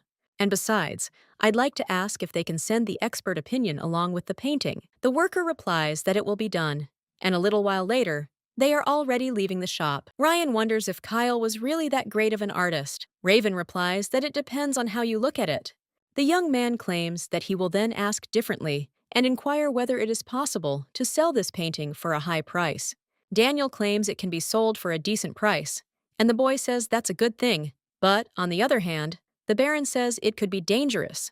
The prince also says that people might appear who want to steal her, because the house is large and only women live in it, after which he asks if that is why he said to keep everything a secret. Ryan also approaches the Baron and claims that he has a question, as he said that the painting should be delivered to his home. And was it really because he considered it dangerous to keep her in that mansion, where only ladies live? Daniel replies that this is correct, and Ryan understands that he never answers if the question is formulated correctly. Then, he also asks if he might be interested in one of the girls from the Brands family. Daniel replies that, to be more precise, he is interested not in one of the Brands, but in their mansion. The guy asks if this is really true, and his interlocutor replies that there was a time when His Highness's grandmother temporarily lived in that house. The young man then asks if his grandmother really wants to buy it now. Daniel replies that she doesn't, and then the guy wonders, perplexed, what then? She thinks about her grandmother in that big old mansion. But then something comes to his mind, and the young man wonders if the Baron really did take the painting for himself, just to protect the Brands family girls. The man replies that he thinks if he wants to buy a mansion, now is the perfect time. Ryan thinks that since the Brands family's financial situation is not the best, they will not refuse the offer to buy the mansion. Well, and besides, if they replace the painting with a copy, they won't be able to sell it. So the young man asks if the gentleman is going to do this, and he replies that he doesn't know. A little while later, the guy says that it is so delicious there, and the Baron agrees with him. After this, the young man asks why Daniel didn't show him this wonderful restaurant before. The man understands that the fairy tale fountain contains many dishes that are difficult to find in their country, but he does not think that the slightly earthly, unfamiliar food will suit his taste. The prince doesn't even want to touch the food sold in street eateries. At this time, the young man turns to the Baron and asks if he has visited that house since their last visit. The man replies that yes, and he was there yesterday, and the young man swallows after that, and also asks how they are. Daniel asks what he's talking about, And the guy replies that he's talking about the ladies who live there. And they didn't think anything strange when he left unexpectedly. Baroon claims that since they were talking about it, Miss Iris Brands asked if Ryan had come to the ball. After this, the guy mumbles and asks who she gave her first dance to. The Baron smiles and claims that she danced with her uncle, Count Murphy. After which, the young man sighs and says that the Count was definitely there. Ryan also says that he won't have the opportunity to dance with Iris during the ball. Daniel asks why, and the young man replies that if he approaches the world, then she and everyone around her will immediately recognize him. And then Iris will understand who he really is. Daniel asks if she's not allowed to know, after which he even invites the guy to go. A little while later, they find themselves on the street. Ryan wonders if there is magic that will allow only those closest to him to see his true face. But the Baron wonders if it's worth resorting to magic. The young man then asks if he wants to tell that you can just order everyone to pretend they don't know who he is. And the Baron smirks. He also asks if His Highness wants to resort to magic to dance with Miss Brands, after which the young man becomes embarrassed and replies that not at all. At that moment, someone bumps into the Baron and then apologizes. The young man then says that they just hope they won't think something strange about Ryan. Daniel claims that he told them that he was from a noble family, and the young man claims that, in that case, maybe he should show up at one of the parties so they can believe he's from a noble family. After which they move on, and the Baron states that he is not against His Highness meeting with the girls of the Brands family, but he did not say anything about him needing to get closer to them. The young man asks why the Baron says this, and he asks if he is meeting with them out of pity. The young man then tells the Baron to apologize, and when he turns to the guy, His Highness then claims that Iris is not one to attract attention to herself with pity. She's smart and talented, and perfect in her own right. The man then remembers Iris, and he also begins to think about Mildred and says that it is understandable, so he asks for forgiveness. But the young man then says that they are in front of him and let him apologize to Iris, but then he notices that they are in an alley, and he realizes that he is there for the first time and asks the Baron where they are going. At this time, they approach several guys who are laughing, and the man says that he has not arrived yet. After which, he pulls the guy towards himself, and a little while later, someone runs up to them and screams for them to look. The guy claims he's hit the jackpot, and that the coins are gold. One of the guys asks if that's true, and offers to give them back. Well, others ask if he's crazy, if he's jealous of her, and that's why he says that. But the young man says it's not like that at all. At this time, the Baron begins to approach him, and the guy asks what it is. Daniel asks what he thinks, but the thief tells his brother not to do anything stupid, and to just leave. The Baron claims that it seems they arrived on their lands quite recently, to which one of them replies that everything is correct, and therefore begs him not to do anything. The thief then asks if he is talking about this wallet, because if so, he returns it back and asks if he is satisfied. Daniel claims that everything is fine, and he can keep it because he deserves it.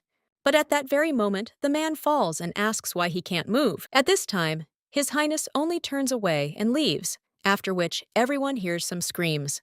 Iris turns to her mother and asks if she thinks it's appropriate to greet them without being introduced. The protagonist replies that the Viscountess herself invited them, so everything is fine. She also realizes that it would be better if Lily and Ashley could go with them. A little while later, they are already at the ball, and someone addresses Mrs. Brands and greets her. The main character thanks the lady for the invitation and claims that she looks great and her outfit is magnificent. The woman then thanks her, but asks if the lady feels like something is missing. The protagonist asks if that's the case, and her interlocutor invites the lady to take a look and asks if she thinks there should be something there. Mildred smiles and insists the lady probably won't appreciate lace. Her interlocutor asserts that, as she suspected, the lady knows a thing or two about lace. The woman then claims that the last time she was at the palace, during the ball, she saw the lady's daughter's dress. She then approaches Mildred and offers to sell her the rights to the flower-shaped decorations. The main character asks if she is talking about selling, and the woman replies that in that case, only she and Mrs. Brands will be able to use this decoration. After which, the woman approaches the protagonist and asks what she will say. The lady also whispers the amount she offers in exchange. The main character is surprised by this and understands that the Viscountess offered a very large sum, but the father flowers do not actually represent anything special. Anyone who knows the basics of handicrafts can make them, but what seems like a trifle to her, it may be of great value in one world and for some reason, the lady was suddenly overcome with fear. The main character thinks what else she might know, but at that very moment, one of the daughters turns to their mother. A short time later, the Viscountess apologizes and claims that she was only thinking about herself and was not at all concerned that her words might shock the missus. Mildred suggests that she not apologize, but the Viscountess replies that she has turned pale and therefore offers to drink some tea to help her come to her senses. The main character nods, but thinks about what she should do, since the society of this country condemns aristocrats who work for money. She's also wondering if she can make the deal work. After all, selling rights isn't something that should cause problems. Well, the girl thinks how she can prove her rights to this jewelry and who she can ask about it. Well, at that very moment, the girl remembers the Baron. The lady immediately drives these thoughts away from herself. After which, he thanks the Viscountess for the offer. However, he claims that it was very unexpected, and she needs to think everything over. Mildred asks if she can give her a little time. The red-haired lady apologizes for bringing it up so suddenly and suggests that the lady take a rest while she leaves. When this woman leaves, the main character sighs, and her daughter asks what happened. Mildred replies that the Viscountess wants her to sell her the rights to the flowers that decorated Iris's dress. The girl asks if Mother is really talking about rights to flower decorations, and if that is really possible. Mildred replies that this lady wants them to be used only by them. But Iris claims that they are very easy to make, and the main character says that, nevertheless, only they know how to make them. The lady's daughter asks if they'll be paid for the deal, and the main character replies, "Of course!" She then names the amount. Iris, hearing her, is shocked and wonders what her mother will do and whether she will agree. Mildred understands that it would be lying if it said it didn't need money, but it's not that simple. The woman claims that problems could arise if they sell the rights to the jewelry and other people start making it, and those who were given the hint will quickly figure out the secret of their creation because it is very simple. Iris says that in this case, you need to think realistically, and the main character suggests that she not worry because there is another way. Lily, meanwhile, is in the mansion and suddenly says she's hungry. She also notices that the sun has already set and thinks she's been concentrating too much. The girl puts her pencil in its case and heads to the kitchen. Well, she also thinks where Ashley went. As the lady moves on, she smells smoke and wonders if something is burning. Then she sees her sister and wonders what's going on. The blonde Liddy is simply frightened. Lily asks what the girl is doing with the tray, and she replies that she is airing it out. Lily wonders if something is burnt, but the girl replies that no, and that she just went away to change her dress. Lily looks at the burnt bread and then realizes that there is nothing she can do about it. She suggests cutting off the burnt part, and then they can eat it. The girl also asks if they have anything else, and her companion replies onions and ham. Lily suggests bringing them, as they can eat them with the bread. A little while later, the girl is already cutting the ham and also offers to cut off 2 pieces. Ashley asks if this is really possible, but her sister is interested in what happened with Togo 5, and sister will only return after dinner. After which, the girl cuts 2 pieces each, and they head off to dine. 2 ladies carry food from the cutlery into the greenhouse. Ashley asks if her sister thinks they can eat there. The girl replies that they will eat and clean everything before their mother and sister arrive. The girl also shows that she grabbed some lemonade and pours it into glasses. He suggests a toast to his mother and sister's late return. He also adds that he hopes she'll be able to draw to her heart's content after the train leaves. Ashley looks at her sister at this time and realizes that she wanted to treat Lily because she was so focused on drawing. Well, the girl is almost crying and wondering why she can't even do this. She also understands that she is deeply ashamed of this. Lily, noticing the expression on her sister's face, asks what happened. The girl replies that it's nothing and asks if the bread smells burnt. Lily replies that it doesn't and that everything is fine. It's also delicious. The lady with the blonde hair claims that it got burnt, but her sister says that everything is fine and asks what is wrong with that, since the burnt part can just be cut off. And besides, if she were cooking, they would sit down to dinner very late. Ashley timidly replies that indeed. And when she tries the bread, she says it's delicious. The girl also looks at the glass roof. She tells her sister that this is her first time eating in the greenhouse. Lily asks if this is true and what happened in her childhood, and her sister replies that she rarely went there as a child. But Lily claims that this is a greenhouse in her house, but the girl understands that her father was very rarely at home. The lady also recalls how her father married Mildred and how she was disliked. Lily brings the girl out of her thoughts and says that he probably locked the greenhouse. And her mother didn't have much interest in plants either. Lily then asks what Ashley's birth mother was like. The blonde replies that she doesn't remember well, but her interlocutor wonders if the girl didn't keep a portrait of her mother. And before, she thought the girl was deliberately hiding him from them. Ashley thinks about her mother and realizes that, until last year, she prayed that her mother would stop hating her and thought that she did not love her because she was different from her sisters. Well, now her mother has changed a lot and it's like a dream. Ashley wonders if her mother hates her and if she likes her. The blonde wants her to love her. A little while later, the main character runs into one of the rooms. She turns to Mr. Walford and asks which fabric is the best. The guy then greets her, and the main character realizes that she just ran into the room and then greets Mr. Walford. The Baron claims he thought the lady might need help, so he arrived early. Mildred replies that he's just in time and that she really does need his help.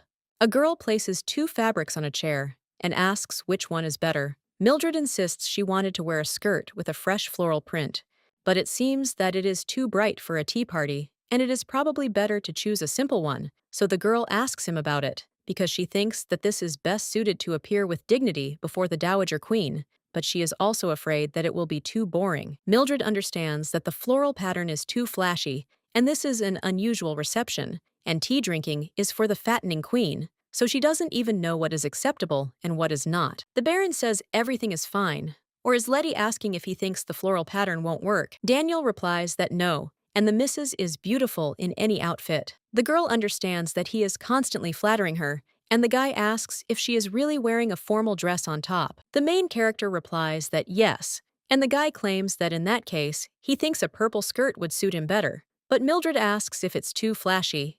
The Baron replies that the only thing that catches the eye there is Mrs. Smile. Well, the main character realizes he's at it again.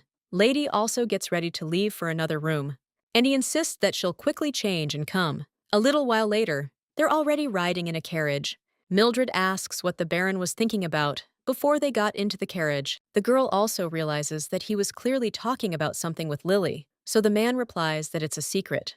Mildred said that she was Lily's mother and should know if it concerned her daughter. The Baron replies that the lady is right, and he was going to tell her, but for now it is a secret. The woman asks why, and her interlocutor replies that he has not yet decided whether to fulfill Miss Lily's request or not. Mildred asks if her daughter really asked him for something, and the Baron replies that she approached him with a very small request. The main character asks if he can do it, and the guy replies that this is also a secret.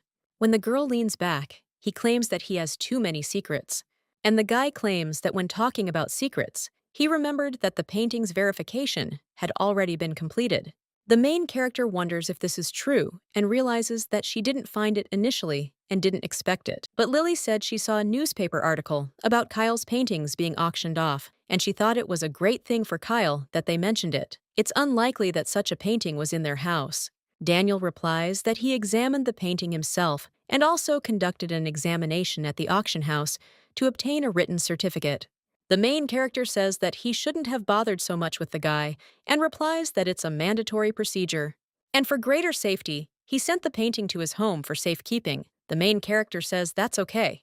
But then he understands the whole situation and asks if the painting is really that expensive. The man replies that it's Kyle's work, and he asks if he didn't say that his paintings are highly valued. The main character replies that he said it, but she wasn't sure it was genuine. Daniel replies that it is indeed original, and he thinks the price will be high. The main character thinks it turns out that this is not a fake, but they say that Kyle did not have such large-scale paintings. That's why the girl wonders if an artist known for his small works would paint such a large picture.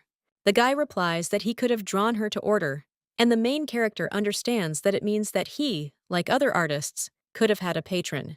The man claims that this is why he and the expert assume that there may be other works of his in her house.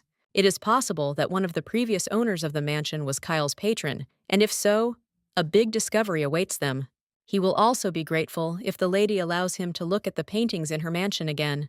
The main character realizes that this is a truly amazing discovery and claims that Mr. Walford really loves art. But the guy asks if everyone loves to look at beautiful things, after which he looks at the lady and claims that it seems they have arrived. When the lady gets out of the carriage, The Baron extends his hand to help her, and, moving on, the main character states that, frankly, she does not know whether she can accept this, because such things are too profitable for her. The guy then claims that this discovery is beneficial not only for her, because he will be mentioned as the person who made it, and he hopes that if the lady decides to sell the painting, she'll do so through his appraiser. Mildred asks if he's talking about his own appraiser, not his acquaintance. But be that as it may, she thanks the Baron for keeping the painting safe for them. The man asks the lady not to thank him, because this is what he must do, and the main character asserts that this means that they can start selling it after examining the rest of the paintings in their house. The guy replies that yes, as he told her, there is a chance that they will discover other works of Kyle. Mildred smiles and thinks that they can make good money even on one painting that they found, and if there are more, it will be simply wonderful. But at the same moment, the girl smells the scent of flowers and thinks that it is very beautiful. When they are about to go into a place for tea, the main character takes the Baron by the arm. One of the servants informs Her Majesty that Mrs. Brands has arrived. When the two approach, the Baron informs Her Majesty that he brought Mrs. Brands. The protagonist bows and says she is greatly honored to be invited by Her Majesty. The Queen claims that the lady was probably confused by the unexpected invitation, but the girl replies that she was not. The lady thinks that although she was confused, this meeting with the Dowager Queen could still have a beneficial effect on the future of her girls. Daniel claims that the Earl of Jackson's wife is with Her Majesty, and therefore he asks the Countess to allow him to introduce Mrs. Brants to her. The Queen turns to the Baron and says that he can go free. The main character wonders if he should really leave after the performance, and now she felt even more uncomfortable, but the guy asked Her Majesty if she would treat him to a cup of tea. The woman replies that it was planned that only ladies would be at this meeting, but she will not stop him. He will not take part. The main character claims that there are no places more worthy and better than those intended for ladies. The woman then asks if it's okay that she personally chose the type of tea, and the main character says that it's an honor for her.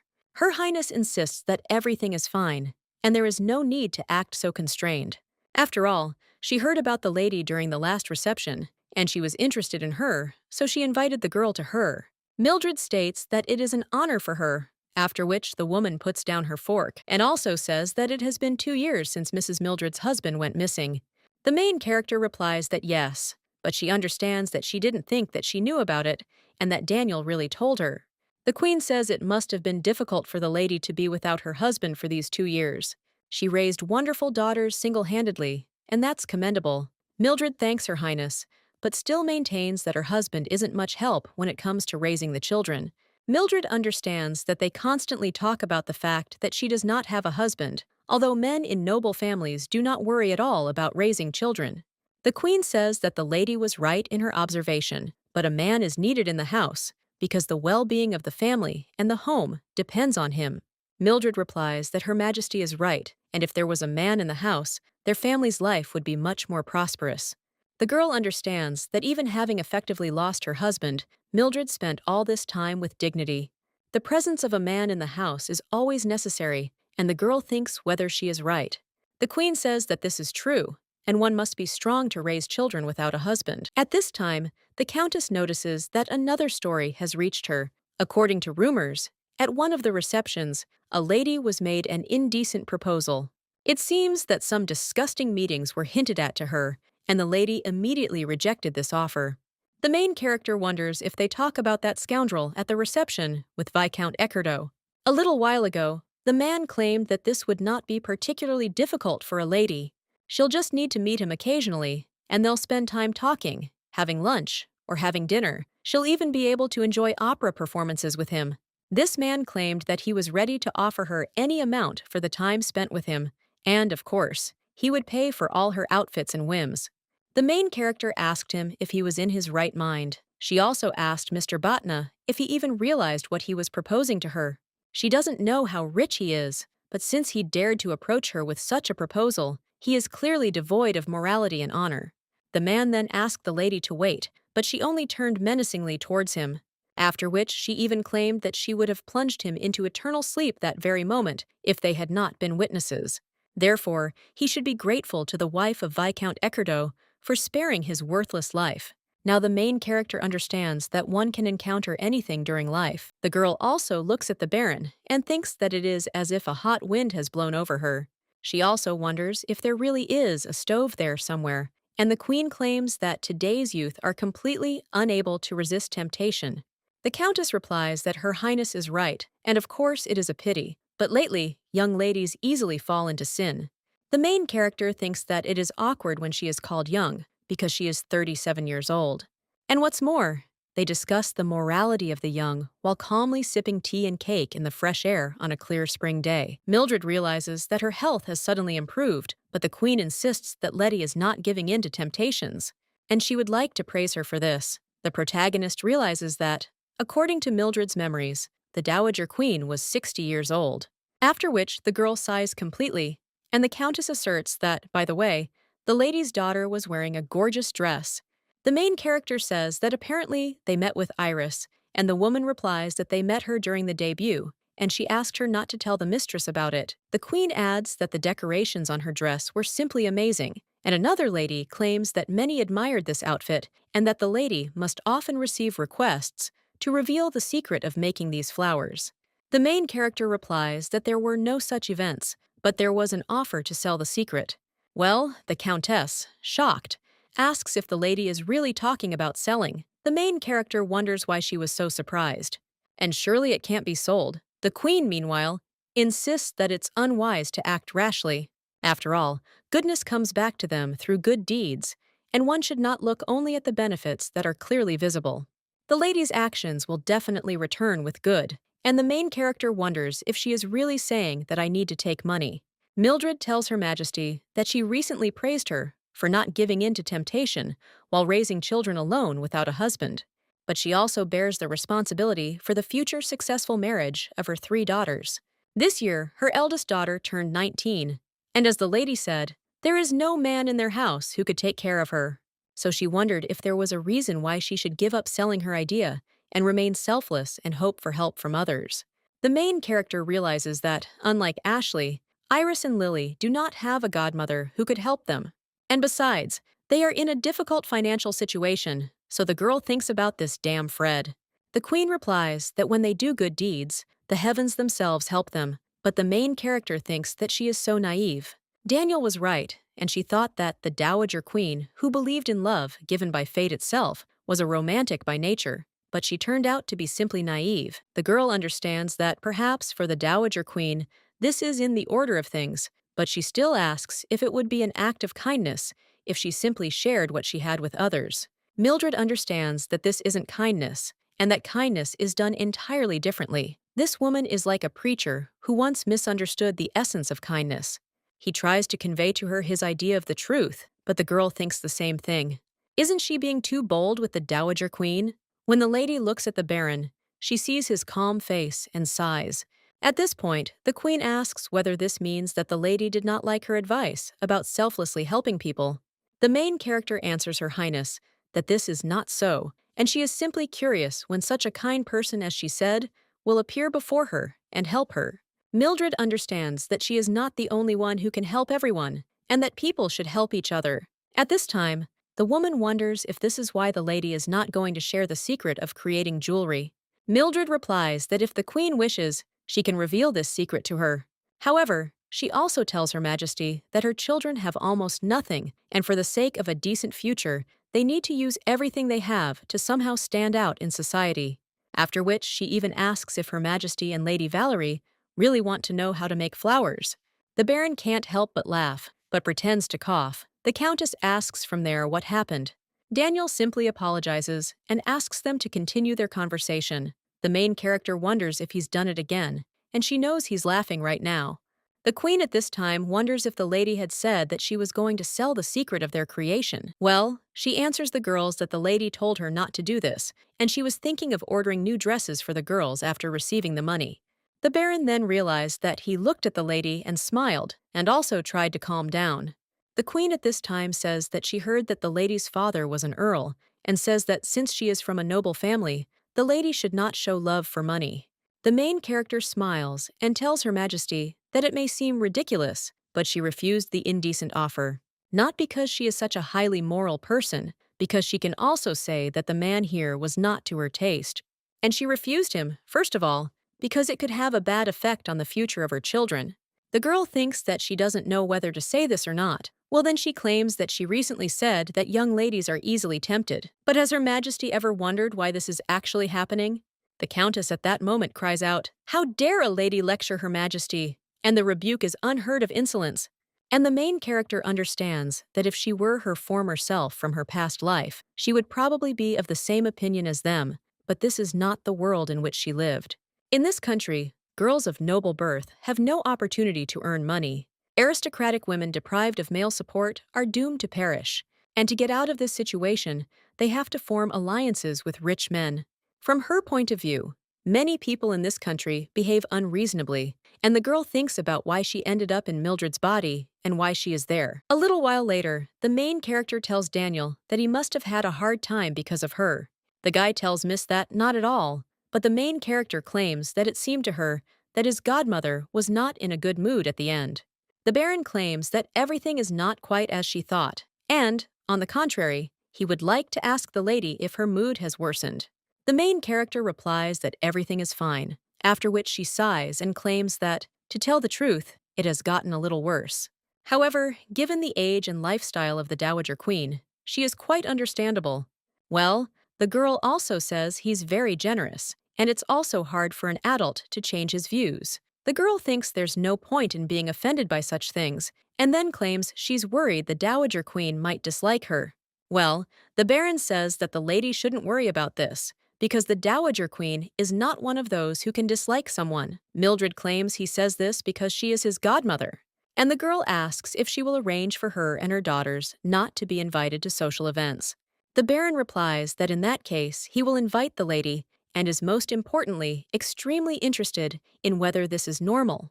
And also what if Her Majesty is against it, but the guy replies that he doesn't think she will be against it, but even if she is, he will side with Mrs. Mildred. The main character then smiles and thanks the Baron for his kind words. Her Majesty at this time sits in her room and then turns to Countess Miranda. The woman responds, and the Queen tells her to answer honestly. What would she do if she lost her husband and had no son? And how would she have lived then? The Countess is distinguished by her belief that in such a situation, Her Highness will take care of her.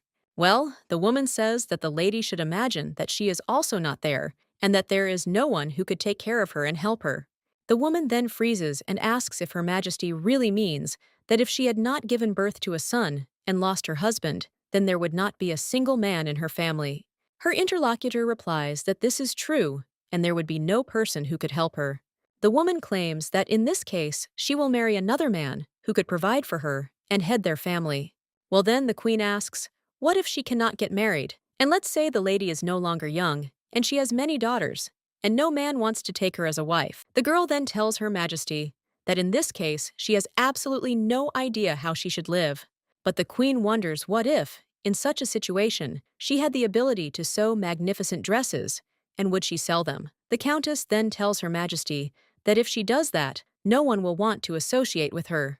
The woman smiles and crowns that I will wrap up, because no matter what the situation, they should not show weakness and lose pride. The Queen understands that everything she now has was achieved through the suffering she had to endure, and she did the right thing. The Countess, meanwhile, tells Her Majesty that it's true, and if she finds herself in such a dire situation, it would be better for her to immerse herself in eternal sleep. The woman is shocked by this. At this time, another countess turns to Her Majesty and asks if she should make some tea, to which she replies that yes, she wants something sweet, after which she also turns to Miranda, and she claims that she wants to meet again with Mrs. Brands, who arrived today. The lady wonders if she is talking about that impudent person, and the woman slurps, and also tells the girl to bring her, so that no one notices, because only they should know about this, to which the Countess agrees. A short time later, the main character arrives at the estate, and when the girl emerges, she asks if she's Mrs. Mildred Bruns. Lydia replies that she's just wondering what's going on. The Countess replies that she has arrived from the palace, and her name is Miranda Byrne, and that the lady is also looking for the pestering queen. A little while later, they are already heading in a carriage, and the main character asks if people can tell her the reason why Her Majesty is secretly summoning her. The Countess replies that she is merely carrying out Her Majesty's will, and Mildred understands that she quickly got ready and said goodbye to the children. Well, she taught the girls not to walk alone, to stick together if they were going somewhere, and to always give notice before leaving. Of course, she had to follow these rules too. Well, the woman claimed that the Dowager Queen had secretly summoned her to the palace, and that if she did not return by tomorrow, they should contact Baron Walford. The girl wonders if she relies too much on Daniel, and he has already helped them many times. Well, then the girl thinks, does he really like that one and that one of her girls?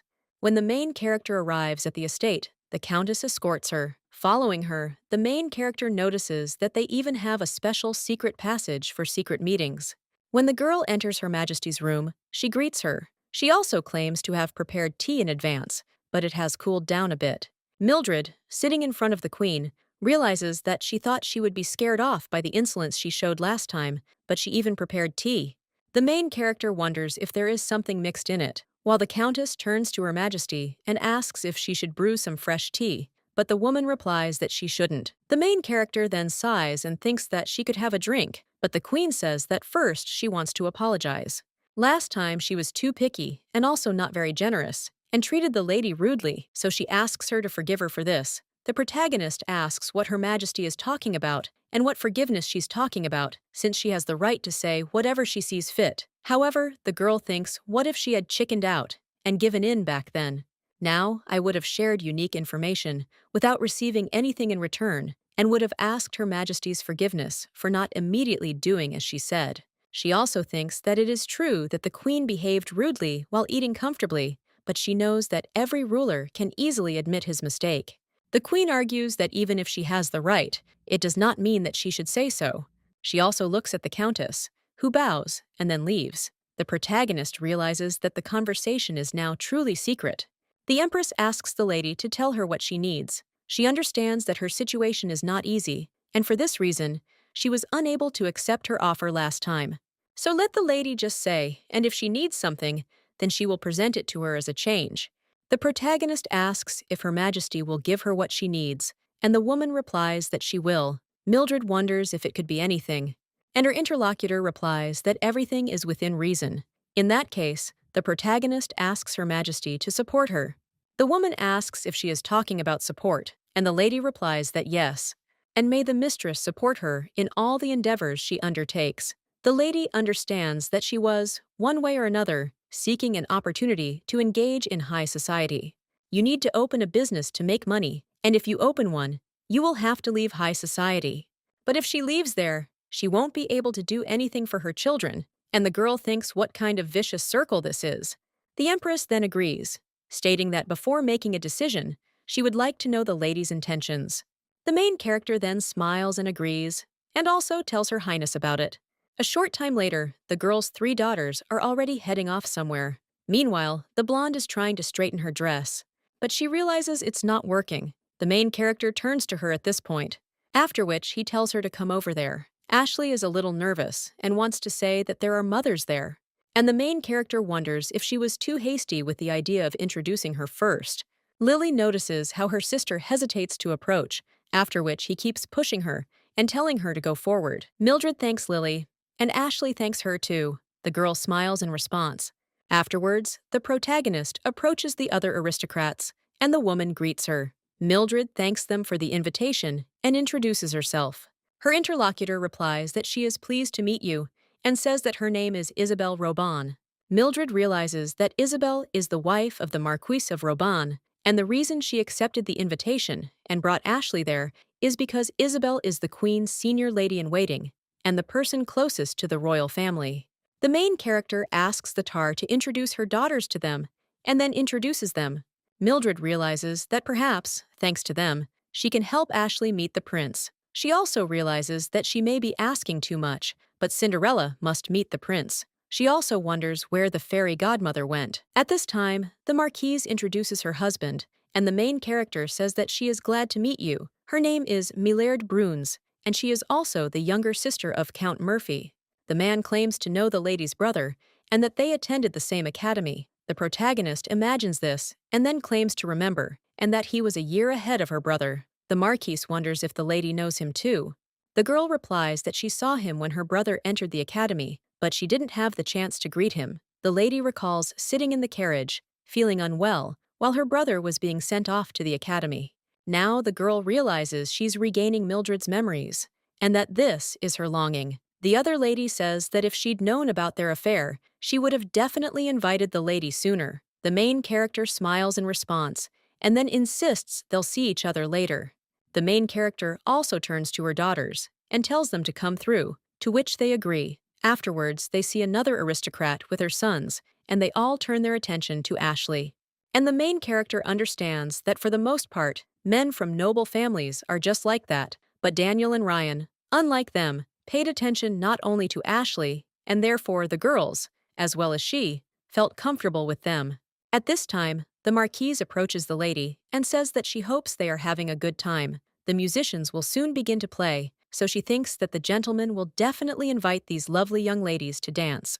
She also asks Mrs. Bruns if she would join her, to which the protagonist replies that she would be happy to. A short time later, the Marquise hands the protagonist a glass of drink to her son. Mildred thanks her, and her companion insists that the lady's daughters are wearing a gorgeous dress, so they must have already attracted a lot of attention. The protagonist realizes that this is what she and the lady didn't call her to talk about Ashley, but she already has thoughts on how to arrange the flowers and decorations, and she also has a few words for the Dowager Queen, and the girl claims that many are interested in them. Her interlocutor then says she hopes the video will yield a decent reward, and the main character says the Marquise is so kind. The woman asserts that God grants her daughters good matches.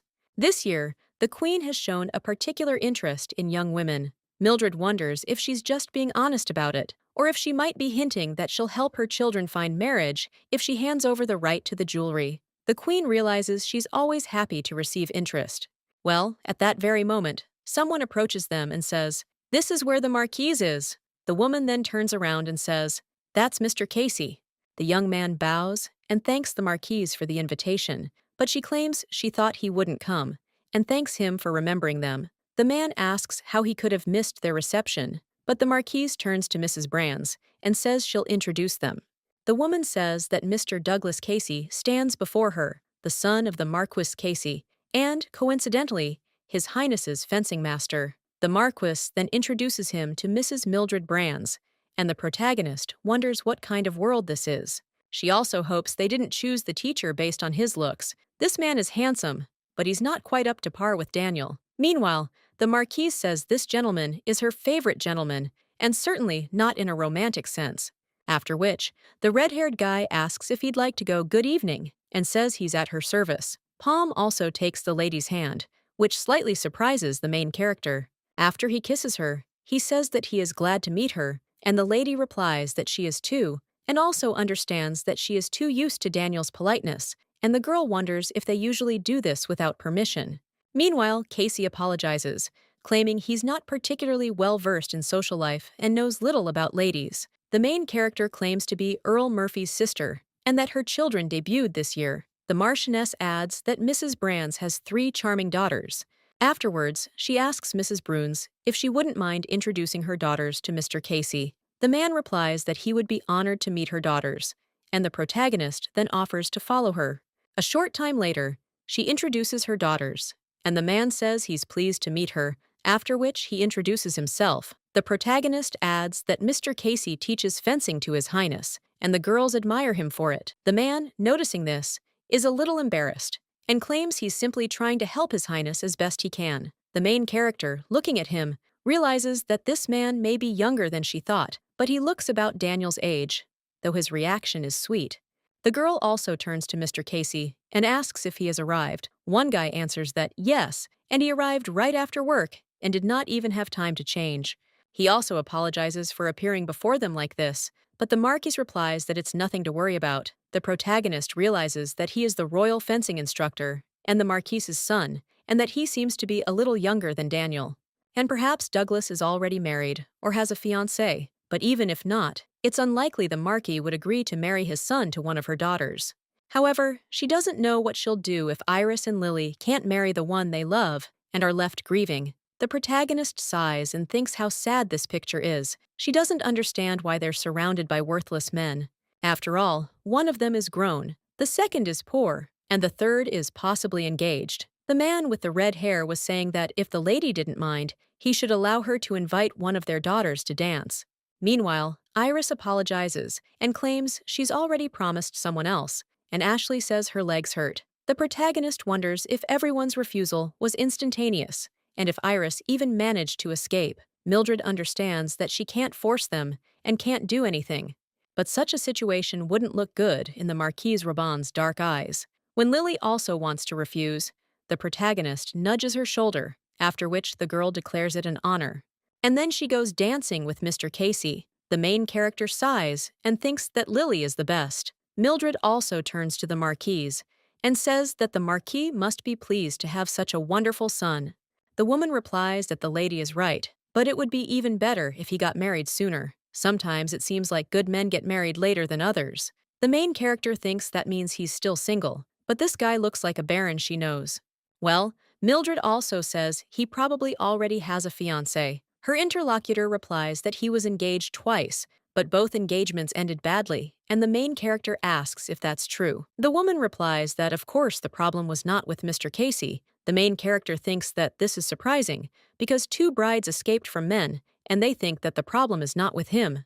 Lydia replies that it's true, and Mr. Casey is a wonderful young man, but he's always unlucky. The lady also whispers that they say he received a gift from a fairy, and rumor has it that the gift is connected to his marriage in the States. The protagonist realizes that, of course, she knows fairies exist in this world. After all, Cinderella received help from her fairy godmother, but she didn't think anyone would talk about it openly. She asks if the Marquise is talking about the fairy godmother's gift. The woman replies that she is, but no one except Mr. Casey's parents. He doesn't know what it really is, and the main character says it means the market never told anyone about it. Mildred wonders if the Marquise really didn't tell anyone, and wonders when he could have received the fairy's gift. And what kind of gift is this, since it has deprived him of good fortune? The girl wonders what if he proves dangerous to Lily. In that case, she will immediately trample him under her heels. Meanwhile, the aristocrats are asking who the lady is that Mr. Casey is dancing with, and then everyone tells him she looks like one of the Miss Brands. Daniel, listening to this, stops, and when he looks away, he sees Mildred there, and when he approaches her, he wishes her good evening. The main character turns and smiles at him, causing the young man to be slightly surprised. The Marchioness also notices Baron Walford, and the young man smiles back, thanking her for the invitation and saying that the Marchioness has organized a wonderful evening. The woman thanks him for coming.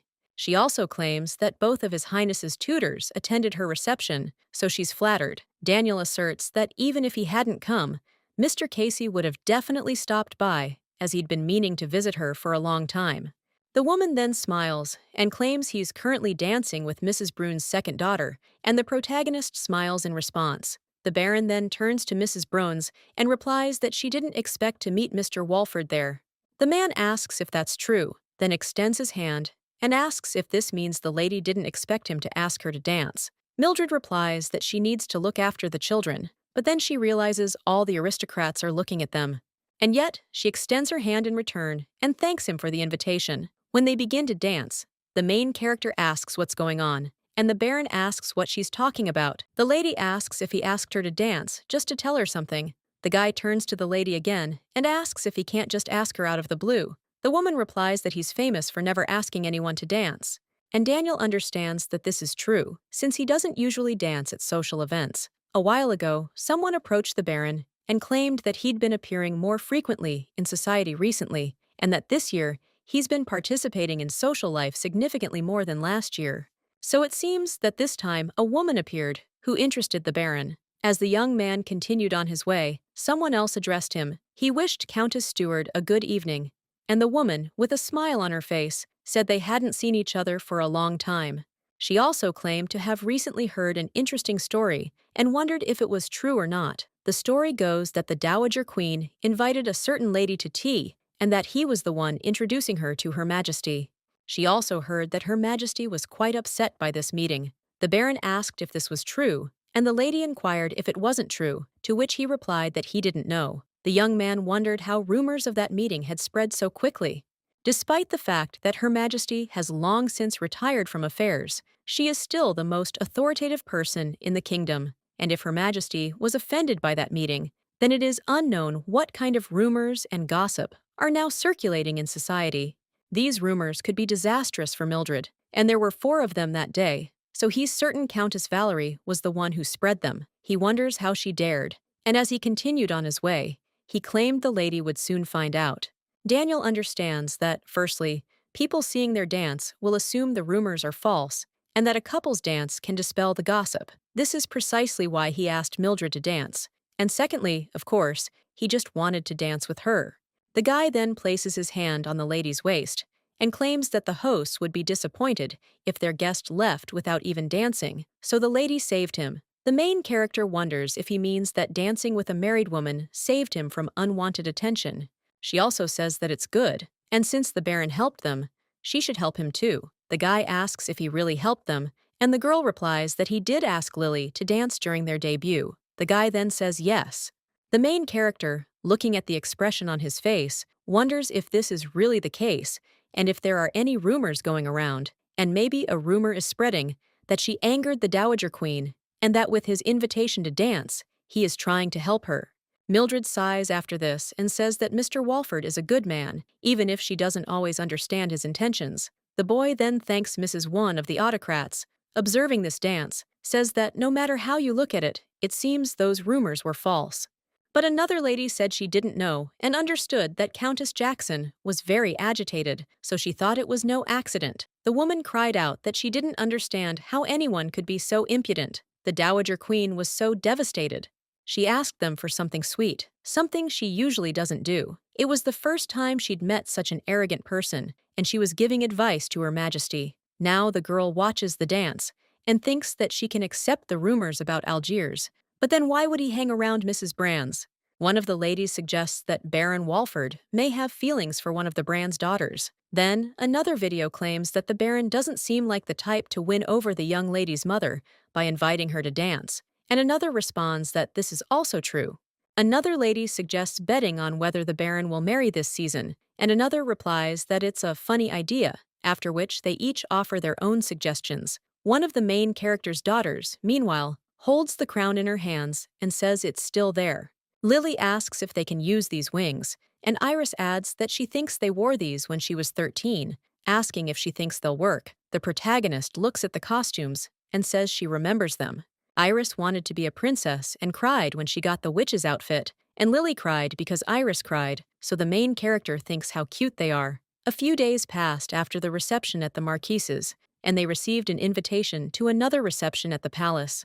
The ball's theme is a masquerade, an evening where you can transform yourself into a warrior, a priest, a fairy, and other famous characters. You just have to want to, and you can become whoever you want. The girl realizes that there was a time when Iris and Lily dressed up in different costumes at home, so they can reuse the wings or embellishments from those outfits. Ashley picks up one of the dresses and asks what it is. Her sister replies that it's a fairy dress and that she wore it when she was 12. The main character also recalls how, not long ago, she told the lady that there would be a masquerade at the palace in a week. Afterward, the girl turned to her mother and asked what a masquerade was. Iris asked if she didn't know what it was, and Lily insisted it was just like a regular ball, only masked. The blonde replied that it was clear, and the main character understood that that brat Fred didn't care at all about the girl's education.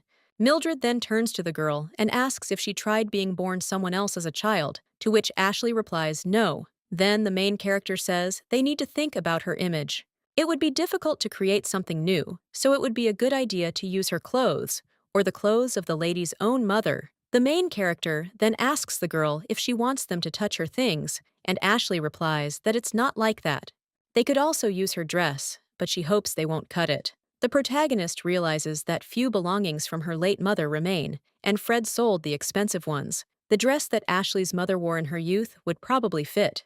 After which, Mildred turns to the girl again and says that if she doesn't want to, then they won't touch her mother's things. But after all, it seems to her that her mother is a lady, the kind of lady she would want her outfits to suit her perfectly.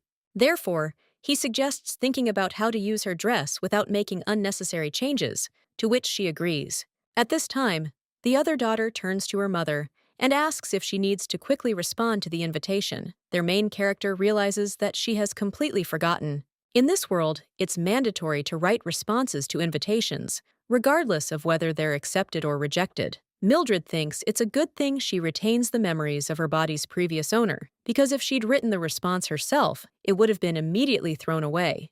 The main character also asks for a little help after the girls decide on their looks. She also turns to Ashley and asks her what she thinks about the princess outfit, and Ashley replies that she'll think about it some more. Iris just sighs at this point. Lily slows your sister's reaction, then looks at their mother. But then he turns to Iris and shows her the fabric, asking the lady what she thinks and whether they could use it. Her interlocutor replies that it would be nice to sew it onto the fairy's dress. Lily asks if that's true, and then turns to her mother, saying that it seems appropriate. The woman replies that indeed, it can be sewn onto the dress, and then asks if they've decided on a look yet. Lily asks if they can choose any, and the main character asks why not answer. You can transform into any character, after which the girls come up with who they will be. A little while later, the lady is faced with invitations that she must refuse, and on the other hand, those that she must accept by sending a confirmation. One of the daughters asks if they will really answer them themselves, but the main characters answer that yes, they need to gradually get used to doing this. The girl understands that Mildred had been helping her mother respond to invitations since she was 17, and even corresponded with other girls of noble birth. But after her marriage to Fred, she did such things less and less. The girl then addresses Iris and Lily, stating that they will respond to the invitation, which they accept. To make things easier for them, the girls can use the responses she's written previously as examples. The two ladies immediately get to work, and the protagonist realizes they're so different, even in such small ways. Mildred then turns to Ashley, telling her to come over there and offering to practice her penmanship. Ashley, puzzled, replies that she can write, and the main character replies that she knows, but still understands that Ashley is in too much of a hurry when she writes, and of course, beautiful handwriting is not the most important thing. But since exchanging letters is an integral part of social life, it still needs some adjustments. Lately, Ashley has been reading one book a week and keeping a journal where she records her impressions daily. The main character then wonders if her handwriting will improve, then turns to her daughter and says they'll practice a little more and try writing with a larger rightward slant. The girl asks if this is true. But at that very moment, Iris rises from her seat and abruptly leaves the room. The other girls watch in shock, and the main character turns to Lily and asks what happened to Iris. The girl doesn't even know what to say after this, and the main character wonders if it's because of Ashley. After all, the lady didn't do anything. Lily, meanwhile, says it's better for her mother to ask her herself, but the main character asks if she can tell. The girl replies that she can, but it concerns Iris's feelings, and the main character understands that this is the right thing to do, because in moments like these, she realizes that the children are already grown up. Ashley, meanwhile, asks if this is all because of her. Mildred replies that it's unlikely, since she didn't do anything, but the blonde says that maybe her sister is disappointed in her because she's a bad writer. Lily immediately insists that's not the reason. The main character replies that yes, and she doubts Iris left because of that. Mildred doesn't think the girl expected anything from Ashley and responded to her handwriting problem. After that, the woman tells the ladies to keep writing and she'll go and talk to Iris, to which they agree. A little while later, the main character is already knocking on the girl's room and asking if she is there. In response, she hears only silence, after which she does not say that she will come in. When the lady opens the door, she realizes it's unlocked. Entering the room, she sees a girl covered with a blanket on the bed. Mildred immediately approaches her and asks what happened and why she's covered. But when the lady touches the girl, he moves away, and the main character wonders if she is crying. The lady then looks out from under the blanket and claims that she is not crying, and Mildred asks if she is angry, after which she sees that the girl is hiding again. The main character wonders what angered Iris and whether she did something wrong. Her interlocutor wonders if her mother really doesn't understand.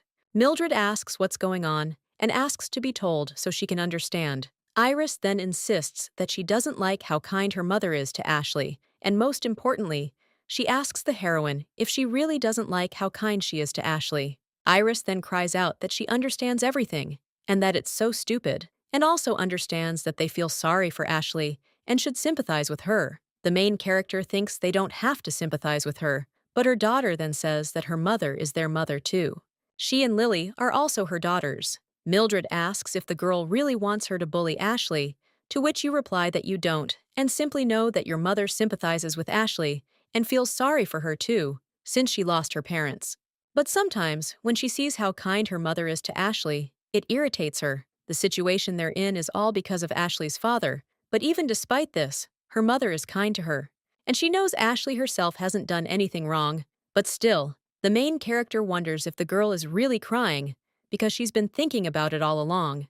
It is true that she feels sorry for Ashley, but that is not the only reason why she treats her the same way as Iris does with Lily. And surprisingly, it seems that Iris is more hostile towards Ashley than Lily. Mildred then says that the lady understands that her concern for Ashley doesn't mean she doesn't love Iris. The girl replies that she understands, but right now, because of her father, they are in a difficult financial situation. So how can she evoke sympathy after something like that? Mildred replies that none of this is Ashley's fault, and Ashley wonders if that's why her mother wants to say she should forgive her too. Mildred replies that Ashley isn't to blame for anything, and thinks she's certainly to blame for breaking the dishes and ruining Iris's dress, but that their financial difficulties have nothing to do with her. Iris asks her mother if she really likes Ashley. The main character thinks that if the real Mildred were there, she probably would have vehemently denied everything, but perhaps with time, she would have come to think like her. The leader turns to his daughter and claims that Ashley lost her mother when she was only 5 years old. The girl replies that she thinks it's terrible, and the main character says that she's sick and now imagines that Iris is Ashley and she is a mother who falls into eternal sleep when she is only 5 years old. The woman then asks if the girl knows how sweet she was at that age. Memories of Mildred flash through the girl's mind, and then she claims Ashley's mother is sinking into eternal sleep, leaving behind her sweetest and most beloved 5-year-old daughter. That's why she's so worried about Iris that she can't sleep a wink. And if she falls into eternal sleep, who will do her hair? Who will teach her how to apply makeup and choose clothes? Who's to say she needs to be careful when alone with a man, and that she shouldn't go out into the city alone? Then she asks, what if the lady were in Ashley's shoes? If her beloved daughter had lost her mother at age 5, and then her father at 17, someone who would give her love. If she had fallen into eternal sleep with her father, perhaps she would now be in the same situation as Ashley. If the girl had been left an orphan at 17, she would want someone to care for her the way she cares for Ashley.